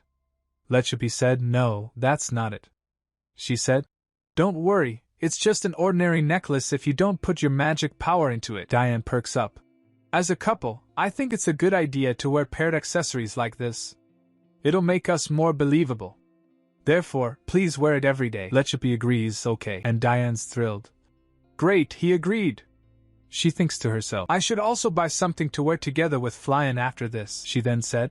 Oh, I heard Flyan won't come to the annual dance of the Alpsiudice, he said. I heard as well. She expected her fiancé to come, but since it's still flooding in Albion, Lechapi adds. She's afraid Prince Leos wouldn't be able to make it in time to the event. Diane pouts. My parents and my sister cannot participate as well. How sad, Lechapi asks. Is it because of the accident at the crystal mine? Diane confirms. Yes, Lechapi comments. I heard it's pretty bad. Diane confirms. It is. My brother-in-law went to check again last night. It's still under repair. She's relieved. Thank God I refused to take charge of one of the mines when Starrett offered. Otherwise, I will be busy taking care of the mess right now, Lechapi thinks. That's right. Diane's family owns 3 out of 4 crystal mines in this country. Their family plays a significant role in our social defense system by providing magic crystals, he then asks. But wouldn't it be easier to help Miss Saldo if you owned one of them? Diane's like, are you testing me now? Diane's getting fired up now. How am I supposed to connect the business of magic crystals with bookshops? They don't match, you know. Pointing at Lechapi, she continues. I may need to build a business, but it doesn't mean just any business will do. He stares at her first. Then Lechapi smiles. Ha! You got me. Diane huffs and turns to leave. I better go home. Lechapi rises from his chair. Wait, are you mad? He stops her at the door. Your carriage hasn't arrived, Diane. She turns back, surprised, and she stares intently. What is it? Why are you looking at me like that? He asks, a bit flustered. She leans closer. Nothing. I just thought your eye color is different when you're wearing glasses. He's confused. Really? How come? It's transparent. He takes off his glasses, leaning in closer now, and asks, How about now? Diane's heart starts pounding. Suddenly, a knock at the door. Good afternoon, Miss Harp. Your carriage has arrived. Miss Harp, we will carry your belongings, Diane said. It's time to go home. See you next time, Lechapi. Please help me with my belongings, Sebastian. As she leaves, she thinks, that necklace, maybe I shouldn't have given it to him. She blushes, clutching her chest. Hopefully he won't try listening to the sound of my heartbeats right now. This is embarrassing. The day of the dance arrives. Today is the day that the dance of the Alpsiudice starts, and it takes place at Palace Praesus. People are excited to join this event. Carriages of the participants are lined up, waiting to drop off the participants in front of the gate. Some of them are not patient enough to wait, so they choose to walk instead. Diane arrives and waves, and someone calls out, Diane! She turns to see Lechapi. Good afternoon, Lechapi, you came early today, he greets her. Hi, Diane. Diane smiles. Look at me. I've prepared myself well. I picked this nice light dress just solely for today, Lechapi replies. Yeah. Then she asks. Oh, by the way, you came here with Krizia, didn't you? Where is she? He looks around, adding. She's a little bit behind me, I suppose, Diane interrupts. And you're wearing our lucky charm, right? Lechapi pulls out the necklace. You mean this thing? Diane said. Of course, I'm wearing it too, look. Why did you hide it under your shirt? He looks around nervously. There are a lot of people here. What if they gossip about us when they notice it? Diane, annoyed, thinks. That is exactly what I want, you fool. We cannot have people gossiping about my angel and Count Lyad getting married. Krizia suddenly appears, sparkling. Diane. Lechapi. Diane greets her. Are you one of the participants today? Krizia asks Diane, who replies. I am. You will watch me play, right? Krizia assures her. Of course. Count Lyad coughs awkwardly. Diane then bows to Count Lyad. Pardon me, Count Lyad. I didn't notice you were here as well. Count Lyad smiles. No worries, Diane. Seeing you with your sword reminds me of Count Salamat when she was your age. Diane thinks. Oh, he referred to my sister by her title, not her name. Then the Count noticed something. He continues. Well, since this brave miss has brought her sword, I think we should watch her play. Krizia agrees. I couldn't agree more, Count Lyad. And since I don't have any acquaintance here, I don't have many things to do. Then asks. But don't you have a tight schedule today? Count Lyad responds. Even though there are some of my business partners here, I don't think this is a suitable place to do business or talk about politics. Besides, seeing Diane participate in the tournament is more important. They hold this tournament to show the beauty of sword fights. Krizia thanks Count Lyad. Diane asks her. This is your first time at attending this kind of event, right? Krizia chimes in. Right. That's why I feel a little bit worried to hear you are participating. You're going to use a real sword, aren't you? Diane laughs. Ha, worry not, Krizia. For people like me, who participate just for fun, we're not going to get hurt. Come. I'll show you how beautiful Prasia is. Diane stares at Count, thinking. It will be a good idea to keep Krizia away from Count Lyad. It's not like I'm kidnapping her. Then Krizia asks. Do you want to bring Lechapi with us? Krizia notices. You keep staring at him. Diane thinks. That's right. Krizia thinks Lechapi and I are a couple. She has no idea we're only pretending, Krizia tells. Well, unfortunately, he's busy with his father and their business partners. So, let's look around this place while looking for an opponent to fight, Diane thinks. As we walked, I found my opponents and fought. Even though I said I don't really care about winning this preliminary, I actually hoped a little to win the preliminary, but it ended rather disappointingly, her opponent says. Haha, I win. Now give me your last handkerchief, Diane gasps. She drops her handkerchief in defeat. Because I lost, Diane internally cries. This is embarrassing. Krizia must be disappointed seeing me lose. And what was even more disappointing was, Diane looks around. Huh, she's shocked. Wait, where is she? Krizia wasn't there when she finished the game. Diane is frantically searching through the crowd. Excuse me, did you see the beautiful lady who was sitting here? She asks, but gets nowhere. Panic sets in. Damn, no one seems to know where she is. All these fancy nobles milling about, and not a single one has seen Krizia? Among all these people, no one looks like Krizia. Diane's starting to freak. Suddenly, she halts, a horrified expression on her face. Don't tell me she got lost while following my match! And then, disaster strikes. Diane trips, sending herself flying through the air. She lands with a thud right at the feet of Impel Lechapi's cousin. Ouch! I am sorry. She stutters, bowing. Impel looks down, surprised. Oh my, why are you in such a hurry? Where are you going? Impel! You're here? Diane exclaims. She thinks, this man loves to cross-dress. He has married Princess Circle, who has become a duchess and moved to Shekaran. He comes back there twice a year. She holds his hand saying, thank you. When did you arrive? Are you one of the participants for today as well? He said this morning. As you can see, I'm aiming for victory. Diane can't help but think. He must be wearing that gown to get honorable winner title. Sometimes I don't think he is human. He may be an incarnation of a dragon. Impel, you are still human, right? Diane asks, a little worried. Impel throws his arms around Diane, declaring, I'm just a lucky man loved by the Duchess and called father by two little angels of mine. Diane asked, oh, that's right. Where are the Duchess and your children now? Are they also here? He replied, My children and wife are now seeing your highness. But look at this beautiful braid. My children did this for me. And this pink ribbon is a lucky charm they gave me to win this tournament. Diane thinks to herself, I should not have asked. This man can't stop talking when it comes to his family. He continues, This dress is also their choice. They said if I want to win, I should wear something that makes me uncomfortable, while swinging my sword just like Alpseudace. I wonder how they knew about the history of this tournament. They must have picked their mom's brain. Anyways, everything from my head to toe is their work of art. Impel boasts. Then Impel notices Diane's sword. Looks like you are participating too. You do look like Count Polymath with that sword on your waist. It takes me back to the time when I used to do fencing with her. What good old days, Diane said. Come to our place. Starrett will be so happy to see you. Impel smiles. Ho ho. I'm just an ordinary husband who loves to play. Not like your sister. Count Polymath is someone I can proudly boast myself of being her last opponent at the dance of Alpseudace to my children. Ahaha, really? Diane says, thinking that. He thinks highly of Starrett. Impel gushes. Yes, of course. It's rare to find someone like Count Polymath in our Imperium. If she were not the successor of Harp's family, Imperial Knights would have recruited her to join them in the military, and I would not be as I am today. My wife could have ended up with someone else too. I'd be crying for days and nights if that happened. Just then, Lechapi arrives. Oh, Lechapi? Is that you? Impel says. Impel? Huh!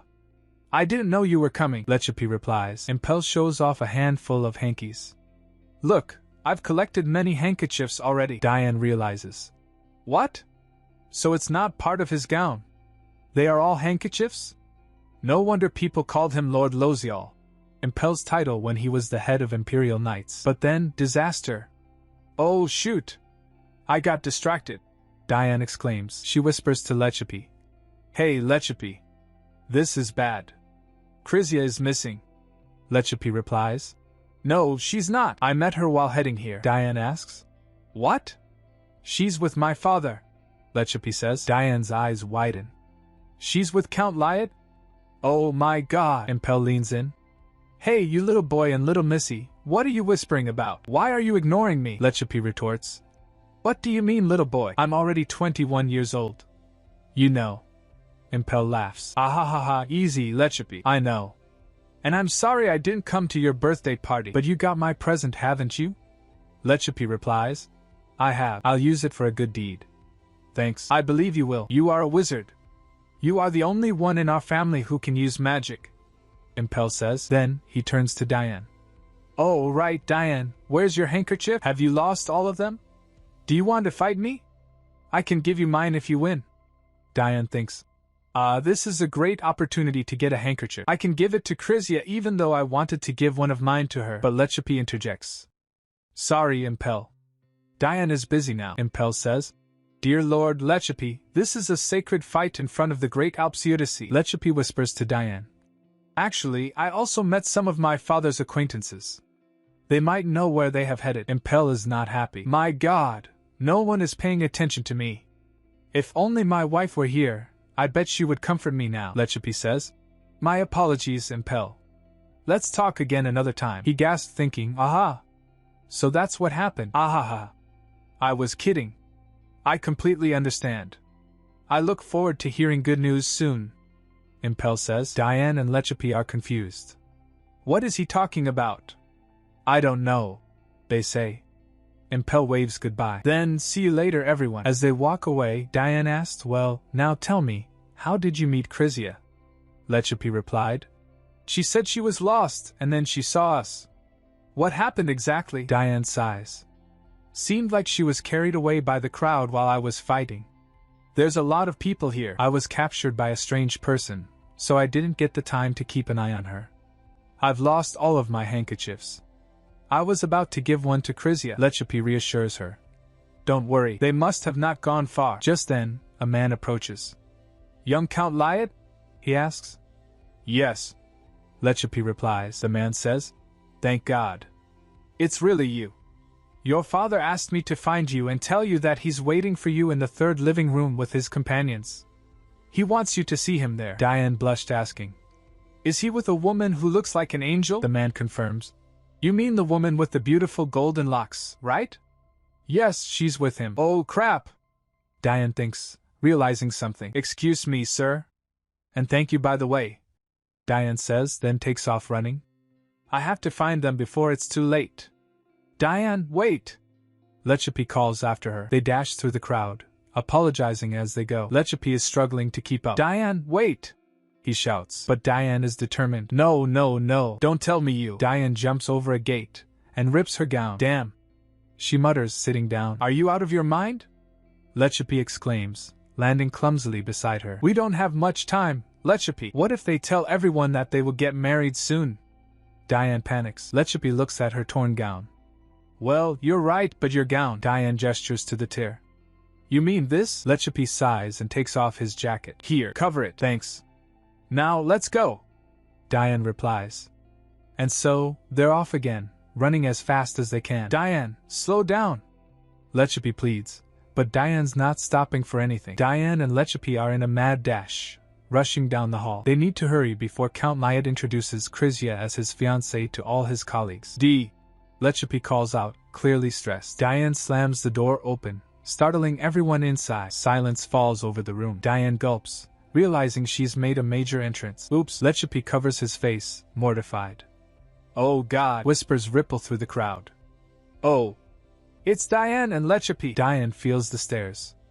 Is it because I suddenly barged in? Krizia rushes over, grabbing Diane's hands. Diane! Did you get hurt? Diane is confused. Huh? No, I didn't. What do you mean? Oh, right. My skirt. Count, looking surprised, asks. Lechapi, what is it? What's wrong? He frowns at Diane, who gulps nervously. They both bow apologetically to Count Lyad. We are sorry for causing trouble, Father. We were in such a hurry to find a changing room for Diane that we didn't notice the flag in front of this room. Count Lyad smiles. Haha, don't worry. Ripped dress is very common in this tournament. That's true, young man. You don't have to worry, someone says, then reminisces. When I was young, my dress was also ruined. Then the palace maid helped me. Krizia examines Diane's skirt. Let me see. She stares intensely, making Diane uncomfortable. Krizia speaks to Count Lyad. Count Lyad, it's ruined pretty badly. She needs to change immediately. Let me accompany her. She must be anxious to go alone. That's very kind of you, Miss Saldo, Count Lyad replies. Although it feels unfortunate to see you go since you were just getting to know everyone. This is urgent, so please do so, someone adds. How unfortunate. We have to let you go, Miss Saldo. We just started talking about your bookshop, Count chimes in. Pardon us, sir. Maybe we can continue the talk later. I deeply apologize, sir. This is an urgent matter. Diane is relieved. Phew, thank God. She thinks. Wait, they only talked about business. That means he did not introduce her as his fiancée. She smiles brightly. Thank you for your understanding, Count Lyad, Krizia says. Come with me, Diane. Diane replies. Ha! Krizia whispers in Diane's ear. Don't worry, you won't be apart for long from Lechapi, Krizia said to Lechapi. Please wait for us, he replies. All right. Thank you, Miss Saldo. Krizia leads Diane to a changing room. Is this enough? Do you also need shoes? A maid asks. No, we don't need shoes. Thank you, Krizia says with a smile. The maid bows and takes her leave. It's a relief that the palace had spare clothes to provide us, Diane, Krizia remarks while tapping on the changing room door. Do you still wish to continue the game? Diane says. I did, but it's hard to find someone who came just for fun. She adjusts her new dress. The potential winners have started to appear, so people will focus more on fighting or just watching others play. That's why I think I'd better stay here and relax. Great choice. Please join Count Lyad and me. Then you've done your best, Diane, Krizia says excitedly. Diane beams. Ahaha. Alright, she thinks to herself. Now what should I do there? Can't we just go home and leave this place? Suddenly, Lechapi appears. Krizia gasps. Lechapi? Why are your hair and clothes? Did something happen? Lechapi greets them. Greetings, Miss Saldo. Is Diane there? Has she finished changing her clothes? Diane peeks outside, then asks. Huh? Lechapi? She opens the door a bit more. What is it? Lechapi stutters. No, nothing. He tries to fix his wrinkled clothes. Krizia holds out his jacket. Lechapi, this is your jacket, she says. I tried my best to straighten out the wrinkles, but the creases on the sleeves are still there. Lechipi takes the jacket. It's okay. Here, thank you, Krizia says, handing over the jacket. Diane huffs. You should be grateful. Krizia has put so much effort to tidy up your jacket. Lechipi is confused. What? Diane crosses her arms. Nothing. Krizia changes the subject with a bright smile. Haha, by the way, do you know there's a beautiful garden behind this palace? Diane is surprised. Garden? Krizia continues. Yes, I thought you might want to take a walk there. Lechipi is confused. Huh? Diane replies. I heard about the garden, but I have never been there. Krizia smiles knowingly. They say it's quite private. You can spend time together there without worrying what other people are going to think, she adds. I noticed that you had very little time together today, Diane thinks. That's right. We're still pretending to be a couple. Krizia is being very considerate, he then says. I'm afraid we have to decline your suggestion, Miss Saldo. My father is waiting for us in the same room as before. Even though everyone there has gone to watch the tournament, he is still waiting for us there, so, Krizia insists. Then I will explain it to him. Don't worry, this time I won't get lost. Just go. Diane and Lechipi stare at each other. All right then. We'll go there. We'll be back as soon as possible, Lechipi says. Krizia smiles. Just take your time. Diane bows politely, grabbing Lechipi's hand. Excuse us then, Lechipi stutters. But she pinches his arm. Ouch. Just move, she hisses. Krizia waves goodbye. See you later. Enjoy your time. Diane drags Lechipi towards the garden. They arrive at the garden. It's a beautiful, sprawling landscape. Lechipi asks, Why did you say you'll go to the garden? Diane replies, I can't let her be suspicious of our relationship. Gosh, we need to be more believable. She links her arm with Lechipi's. How about this? Does it feel heavy? Lechipi replies, No. She then asks, So this is okay, right? Lechipi replied, Yeah. I think so. Diane leans closer to him. Then what about this? He is flustered. No. Don't do that. Petals fall as Lechipi and Diane stroll through the garden. Why did we leave Miss Saldo? Lechipi wonders. Aren't we supposed to make sure she's never alone with my father? Diane explains. Well, she did this for us. I don't want to upset her and make her sad by rejecting her suggestion. That's why. Let's take a walk a bit and then go back to them. Okay. He starts blushing and she noticed. But then Diane asks, Anyway, where have you been before this? You looked like you had been running or something. Lechipi stammers. I didn't. Oh no, she saw right through him. Don't lie. I saw you fixing your hair. Diane exclaims. Lechipi starts blushing while she stares at him. He pulls something from his pocket. Here, take this. Diane's eyes widen. This is a handkerchief from the tournament, right? You said you wanted one as a memento, right? Lechipi replies, sweating. Diane asks. That's true, but where did you get this? Is this Impel's? Lechipi glances away. No. I participated in the tournament just for a while. Wait, you participated in the tournament? Diane is shocked. We flash back to Lechipi holding a sword against an opponent. This is a huge deal because Lechipi hates swords. It's been that way ever since he was 3 years old. When his mother, a hunter, was attacked by someone holding a sword. After finishing his mandatory sword fighting lessons, he never picked one up again, until today. Diane is touched. He raised the sword again for the sake of giving me this handkerchief. She blushed and said, Thank you. You're welcome, Lechipi says with a smile. Diane grabs his arm. Oh, let's continue our walk. She quickly shoves the handkerchief into her pocket. Ugh. I'd better put this in my pocket. I don't want to lose it. Her heart is racing. He hates to ruin his outfit. Yet he now doesn't seem to care about it, as if all that matters is getting a handkerchief for me. Wait. For me? She suddenly stops. Let's go back. He asked right now? Diane said. Yes, I think we have been walking quite a while. Wait. Lechipi says as they turn around. I think they will still be in the same room. I don't think the discussion about the bookstore would finish so quickly. Diane said, if so, let's follow the same path where we came from then. Diane's heart is pounding again. Damn! What's wrong with me? Why am I blushing? After reaching inside, suddenly, they hear someone call out. Diane! Diane turns to see her parents. Mother? Father? How did you manage to get here? Diane asks. Her mother replies. Starrett has taken over the issue at the mines. That's how we managed to come back early. Lechipi greets them. Nice to meet you again, Marquis Harp and Mr. Harp. His mother responds with a glare. It's been a while, Lechipi. Diane, Lechipi, you need to remember that you are now both adults.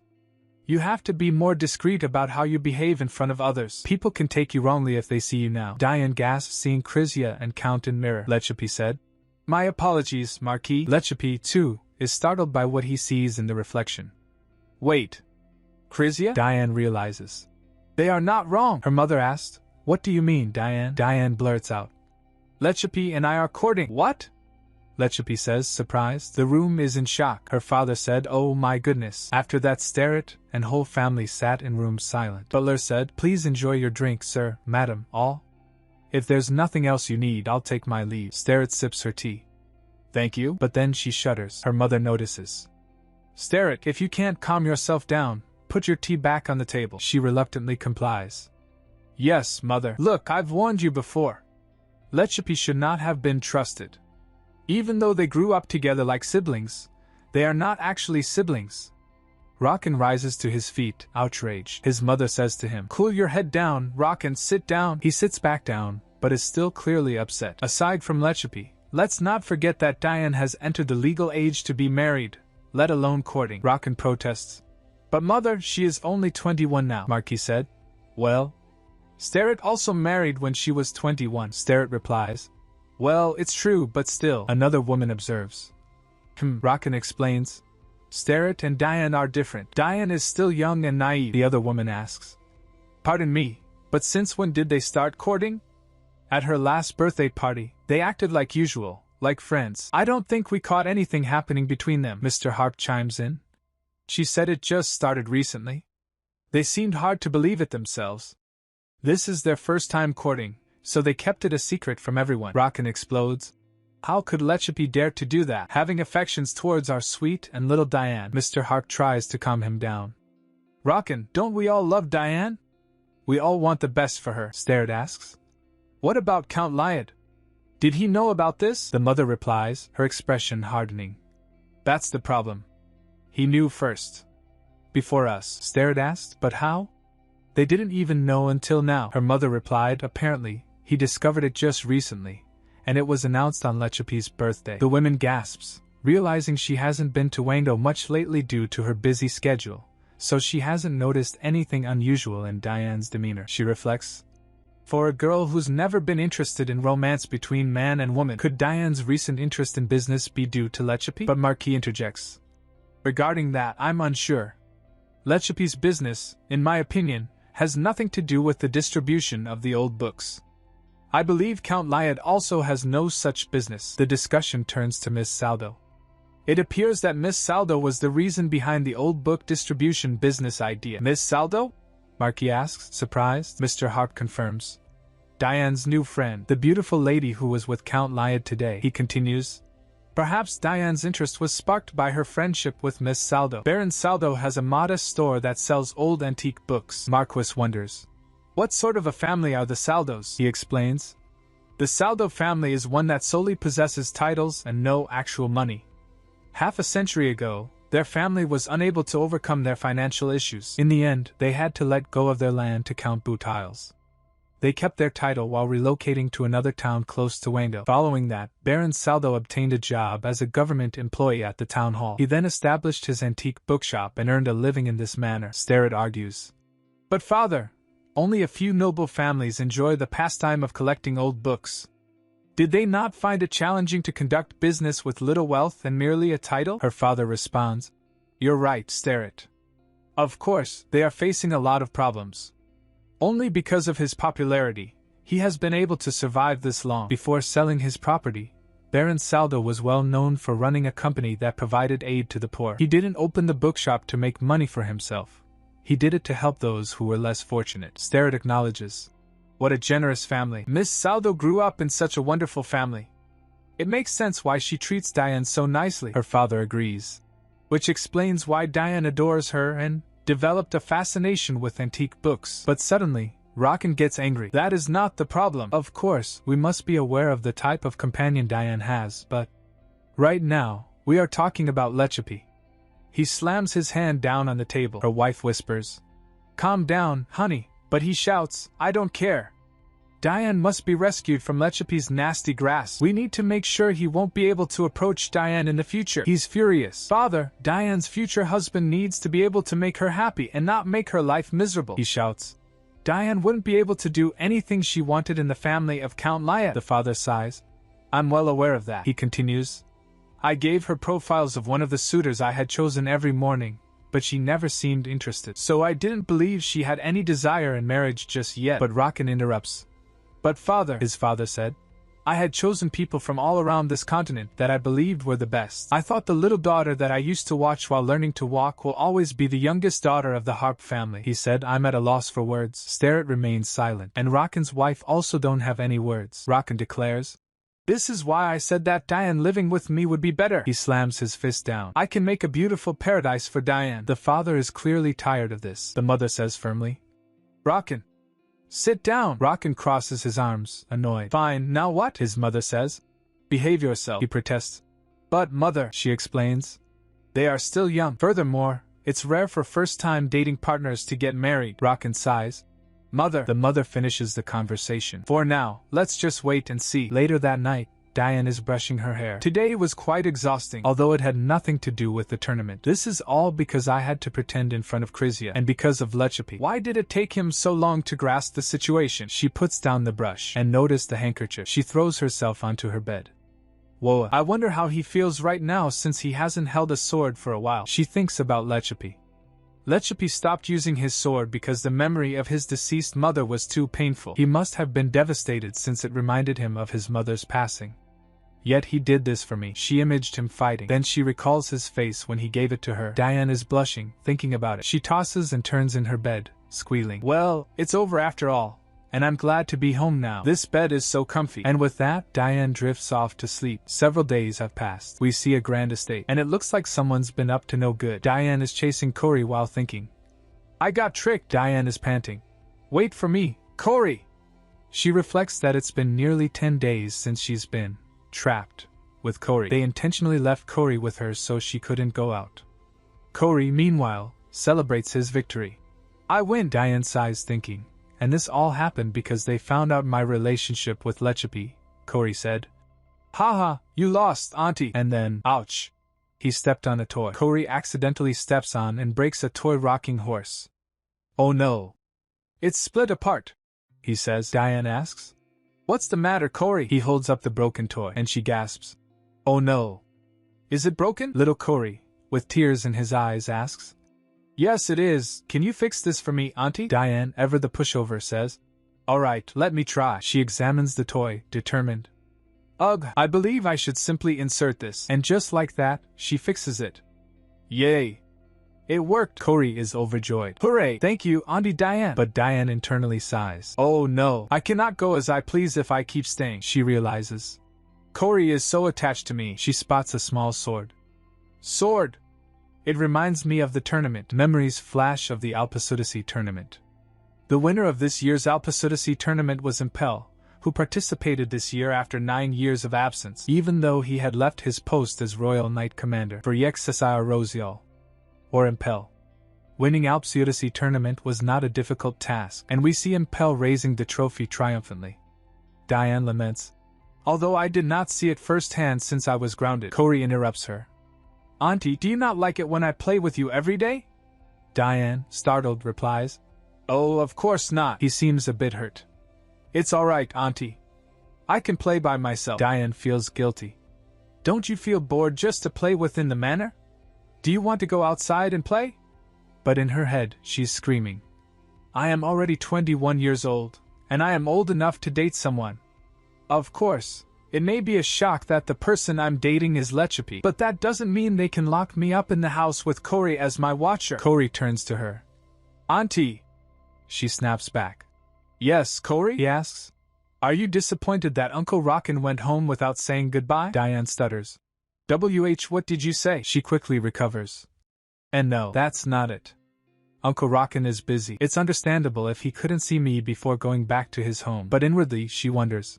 Is Cory thinking of how I feel since I'm left alone while others are busy? Cory asks. Yes, she asks, patting his head. Will you be upset if Auntie ever gets married? Diane, flustered, waves her hands. Huh. You want to get married? She replied. No. No.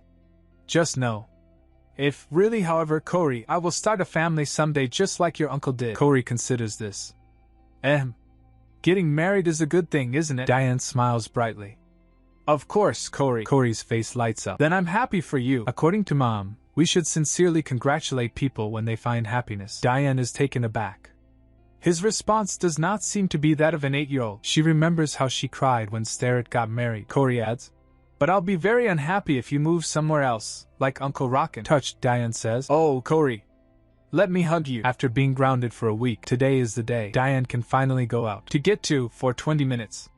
Given that her home is in Wangdo, she explains that only a small number of noble families reside in large mansions at Wangdo, and one of them is Flyan's family, the Shiran family. It continues that Wangdo was directly under the Emperor's control, and anyone intending to live there had to obtain the Emperor's permission.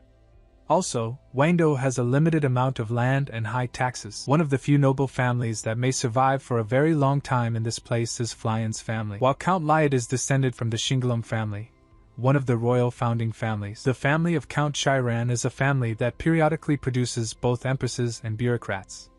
So technically, Prince Laos and Flyan could be considered distant cousins. However, they are related so distantly that they're practically not related. But because of that, they have been a couple ever since they were kids and recently got engaged. Diane suddenly realizes. Wait a second. Whoa, I didn't notice we had entered Wangdo. We shall reach Count Shiran's home if we continue down this way. The carriage arrives at the grand estate. And here we are, Diane thinks. Truthfully, Prince Laos and I get along just fine, but I still have to keep up my image, the driver announces. Excuse me, Miss Diane. Young Master Lyad is standing in front of the entrance gate. Diane is surprised. Really? She peeks out to see Lechapi. He waves towards her. He's looking sparkly and radiant. Diane's heart does a ba-dump as she squeals internally. Lechapi greets her with a smile. Hi, Diane. The carriage arrives, and the driver greets Lechapi. Greetings, young Count Lyad. Please be careful, Miss Diane. He says, thank you for your service. Diane, her face lighting up, practically jumps out, yelling. Lechapi, waiting right there, offers a hand. Why are you standing here? 10 days have passed since our last encounter. He smiles sweetly as he tells Diane. I'm here to pick you up. Diane's heart does a little ba-dump at that. She thinks, but this isn't your house. You shouldn't be the one doing that though. Diane tells the driver. You may enter the mansion first. Lechapi and I shall enter at a later time. Looks like she's got a plan. As they stroll through the garden, Lechapi remarks. It seems like you're doing all right? I anticipated that you would find staying at home boring. Diane pouts, saying, well, I'm not doing well, actually. I was really eager to leave. Lechapi laughs. Then a gust of wind almost blows Diane away. He puts a hand to his forehead. Yuck. What's wrong with the weather? Diane blushes. Lechapi's shirt is unbuttoned. Perhaps because it is hot here. She's totally distracted. He was waiting for me in the garden, but there is no shade in this area. Seeing his white patterned shirt reminds me of the handkerchief he gave me. Sadly, I didn't bring it with me now. Lechapi asks. So, how do you feel now that you can finally leave the house after a long wait? Poor Diane, still lost in her thoughts, replies. Huh. I'm sorry, I wasn't listening. What did you say? Lechapi brushes his hair back. I asked how do you feel now that you can finally leave the house after a long wait? Diane perks up, stretching her arms wide. Nah. I feel fantastic, she exclaims. Lechapi just smiles and says, oh please, how is Krizia doing? We are writing letters to each other but, Diane asks. She seems to solely write positive things, so I wouldn't be concerned. He then drops a bomb. Miss Saldo brought all of her possessions to my place yesterday. Diane's eyes widen in shock. What? Lechapi explains. Miss Saldo intended to reside in my home from the beginning. My father invited her in, he adds. He admires her strong desire to learn and her dedication for it. So now she's staying in our guest room on the second floor. Every 3 or 4 days, he asks Miss Saldo to join him in his office so they can talk. Diane is fuming. Unbelievable. They're getting closer. She thinks that Krizia's presence at Lechapi's home makes him a bit uncomfortable. Let me cheer him up a little bit, she decides, sneaking up behind him. Lechapi jumps, startled. Diane! Diane starts tickling him relentlessly. Diane, please stop. Why are you tickling me? He cries, laughing. She asks. Honestly, why did you hang out in front of the garden? He coughs, trying to regain his composure. Well, I just wanted to have some time to talk to you as we make our way to the main door. It's difficult to talk about Miss Saldo when everybody is around. Diane asks. Did you really hang out just for that reason? Lechapi insists. I'm telling you, it's true. They arrive at the door, where a maid greets them. Welcome, young Count Lyad, Miss Diane. Everyone has been expecting you. Lechapi simply says. Thank you. And there they are, meeting the happy couple. Diane's face lights up as she shouts, F-L-I-N! She throws her arms wide for a hug, but Lechapi nudges her. SSSHHH. Behave yourself, Diane, he whispers. Lechapi bows to the Duke. Greetings, Duke Aldian. How have you been? The Duke replies. I live in a pleasant place. How can I not feel great? I see you're doing well too, Diane. I'm glad. Diane bows. I also live near the peaceful Wango. How can it be possible to have a problem? Lechapi continues. I'm glad you look content, Duke. I was worried because I heard that the flood in Aldian was bad enough. The Duke said, What can human do in the grasp of nature's wrath? Young Count Lyad. Assistance from Blue Shell Island, this time was very helpful. Lechapi chimes in. Our company simply carried the goods. The Duke waves his hand dismissively. Please, do not be overly formal. Aren't we still close buddies from our youth? Diane, seizing the opportunity, asks. If so, may I address you as Prince Leos as I have in the past? Lechapi is taken aback. Diane! The Duke smiles warmly. Yes, please. I will be very happy if you both address me that way. Flyan giggles. How long will we continue to converse in this manner as we stand here? Let's enter the chamber now. The prince is interested in learning many things. Am I right? Diane and Lechapi exchange nervous glances, wondering what that means. Later, inside, tea and cakes are served. Excuse me, a servant says, knocking on the door. Please come in, Flyan replies. The servant enters, bowing. Your tea, ladies, gentlemen. He places the cups on the table. Thank you, Lechapi says politely. Flyan waves her hand. Please, enjoy your tea, everyone. The Duke clears his throat. To begin with, I was shocked to learn that you two are now together. Flyan giggles nervously. Lechapi wipes his mouth, looking uncomfortable. The Duke continues. But you guys are childhood friends, different from me and Flyan. Flyan pouts. I've just learned it on Lechapi's birthday. I did think it was strange that they would keep meeting without me. I was so sad. Diane is furious. Damn. What did you tell him, Flyan? She said. What do you mean by left out? You couldn't come because you had a study session with a teacher sent from Palace, right? Flyan giggles again. Diane thinks to herself. Prince Leos is unaware that Lechapi and I are pretending to be dating. It would be best not to tell him. Not that we don't believe in him. It's just that he's a rigid, unyielding man. The Duke asks. Do Marquis Harp and Count Lyad know about it? Lechapi confirms. Yes, they do, the Duke says. Count Polymat and Count Kulpos definitely will interrogate you about that, Lechapi, Diane said. No, Sister Starrett said that she will believe in me if that's what I want. The Duke is surprised. Did Count Polymat really say that? That's impossible. Flyan, growing impatient, cries out. My goodness, Duke, can we stop talking about them and change the topic? She said. We should let them know about some great news that we have, right? Diane thinks. Only Flyan could interrupt Prince Leos when he is still speaking, the Duke says. That's right, Flyan. You had been looking forward to this time. I'm sorry I didn't consider your feelings, Diane muses. Even though they are getting married for political reasons, they still harbor feelings for each other. The Duke then announces. Flyan and I shall exchange vows in the winter of next year. Diane gasps, completely shocked. They're getting married next winter? The Duke, announcing. Flyan and I shall exchange vows in the winter of next year. Diane gasped hearing this news. Wait, are you serious? Lechapi asks as he gasps too. Flyan's practically glowing as she squeals. Yes. Diane grabs Flyan's hands, her eyes wide. Goodness me, how come you didn't tell me earlier? Flyan giggles. Actually, I wanted to tell you first, but Lechapi's birthday fell on that day. Diane's taken aback. Eh? Then she remembers. We were working on a scheme to stop Krizia from getting married to Count Lyad on that day.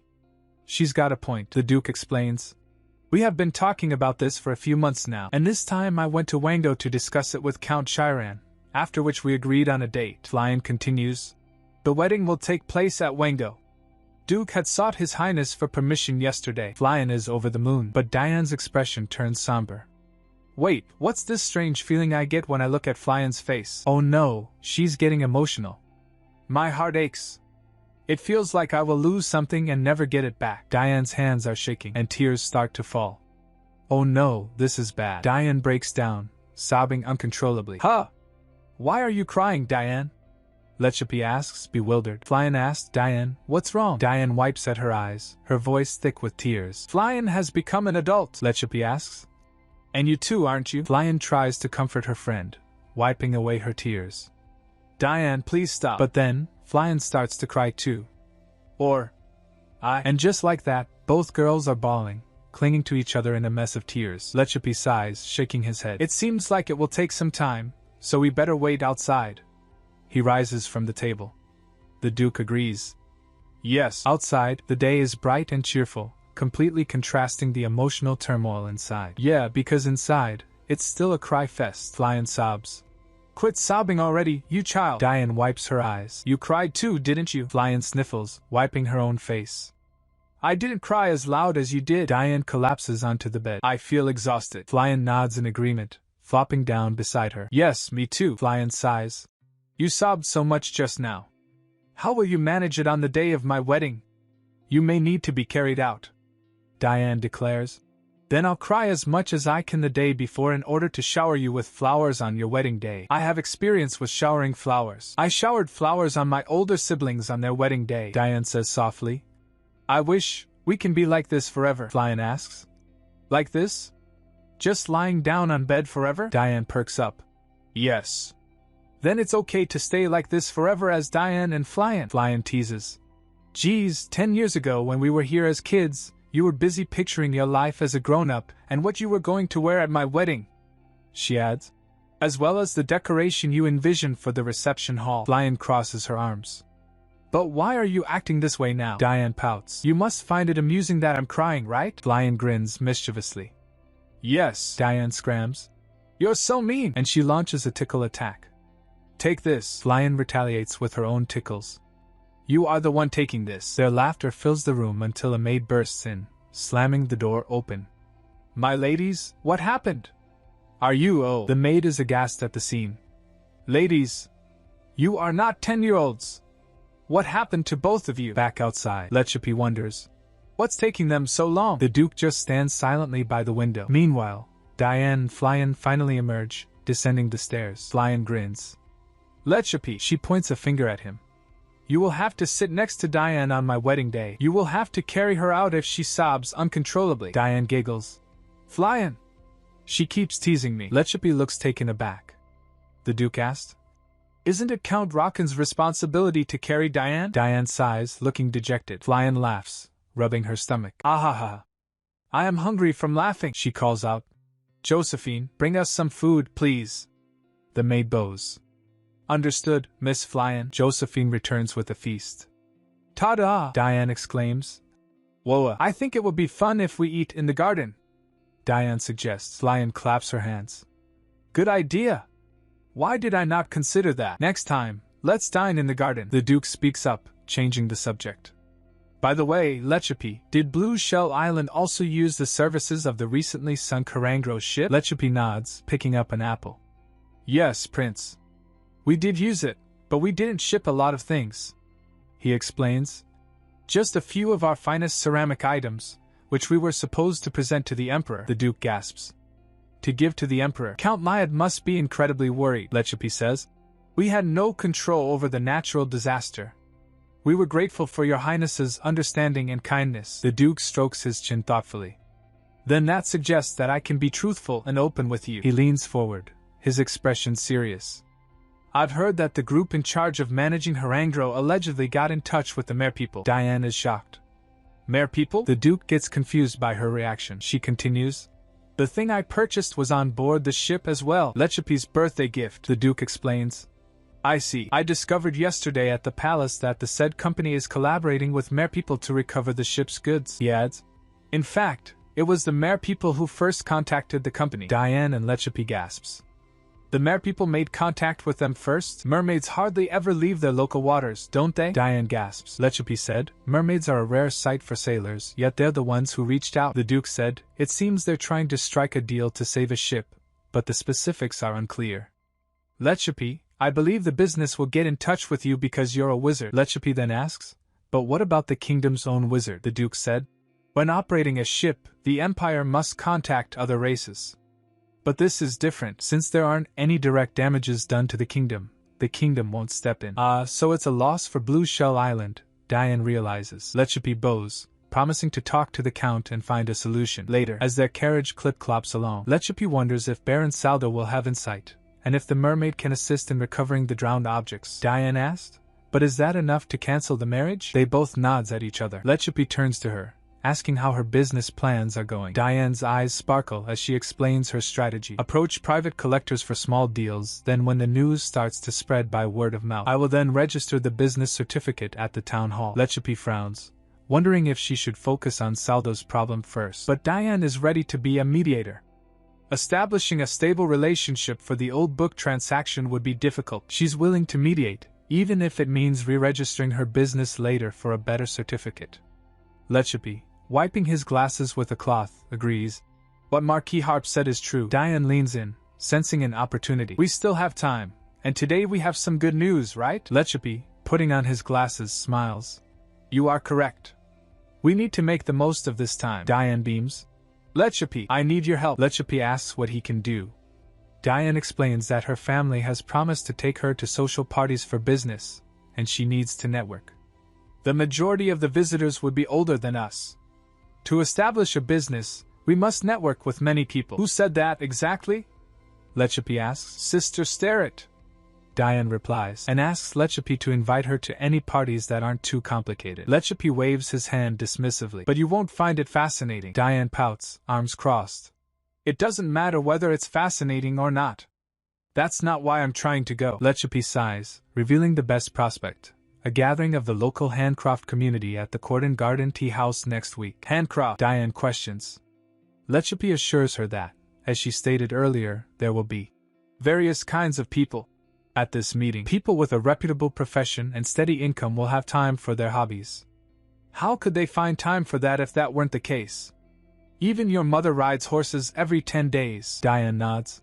That's correct. He continues. Yoker, the event's host, enjoys collecting cotton fabric.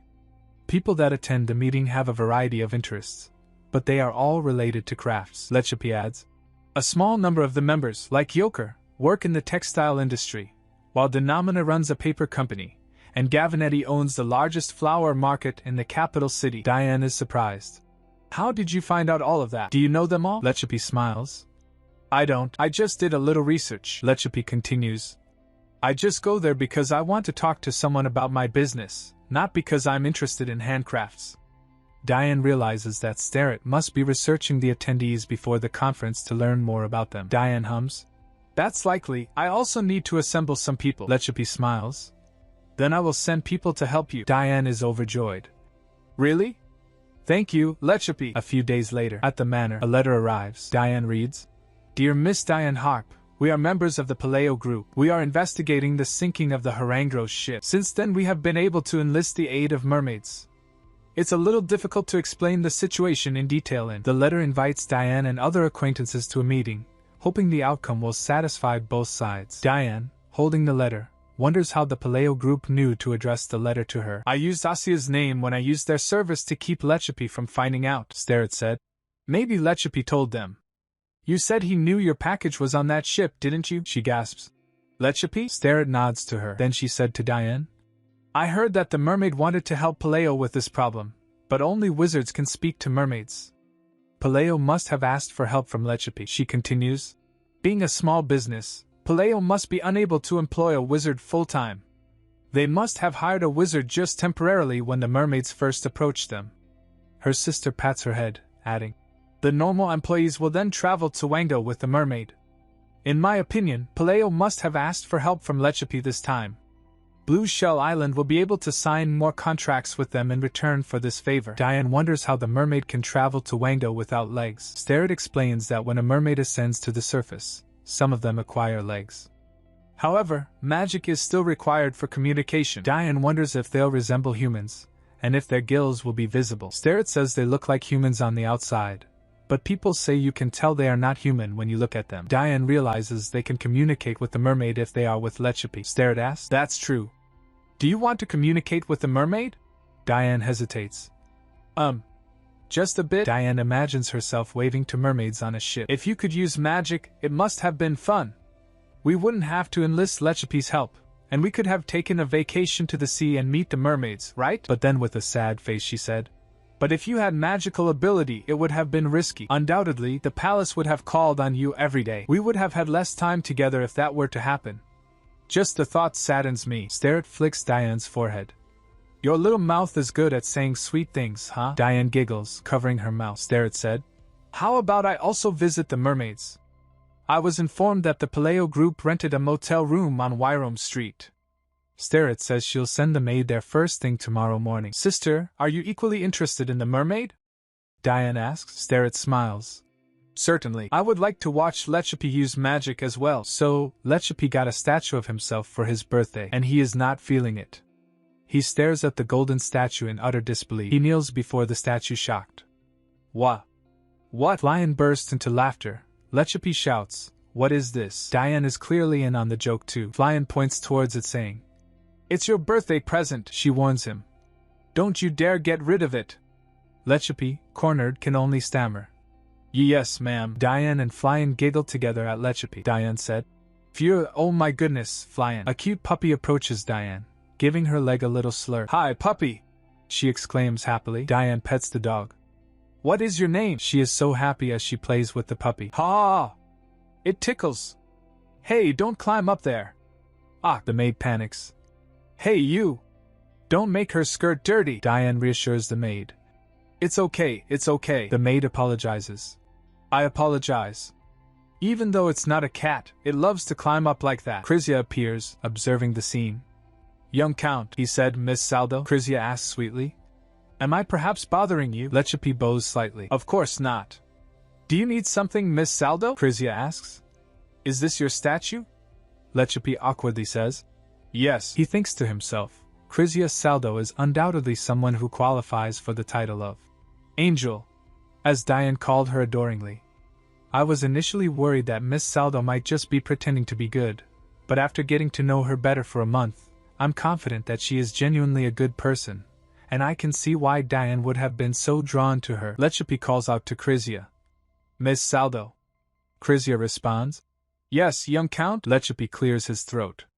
I've heard that a problem nearly occurred in a back alley a while ago. Krizia frowns slightly. I'm sorry to have made you worry. Lechipi waves his hand dismissively.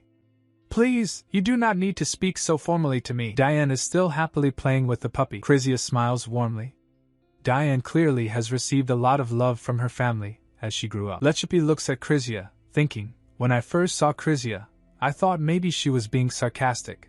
But when I look at her eyes, I could feel her sincerity for Diane. He said, yes, clearly she has received a lot of love from her family. Diane waves to Krizia. Ahi! Krizia!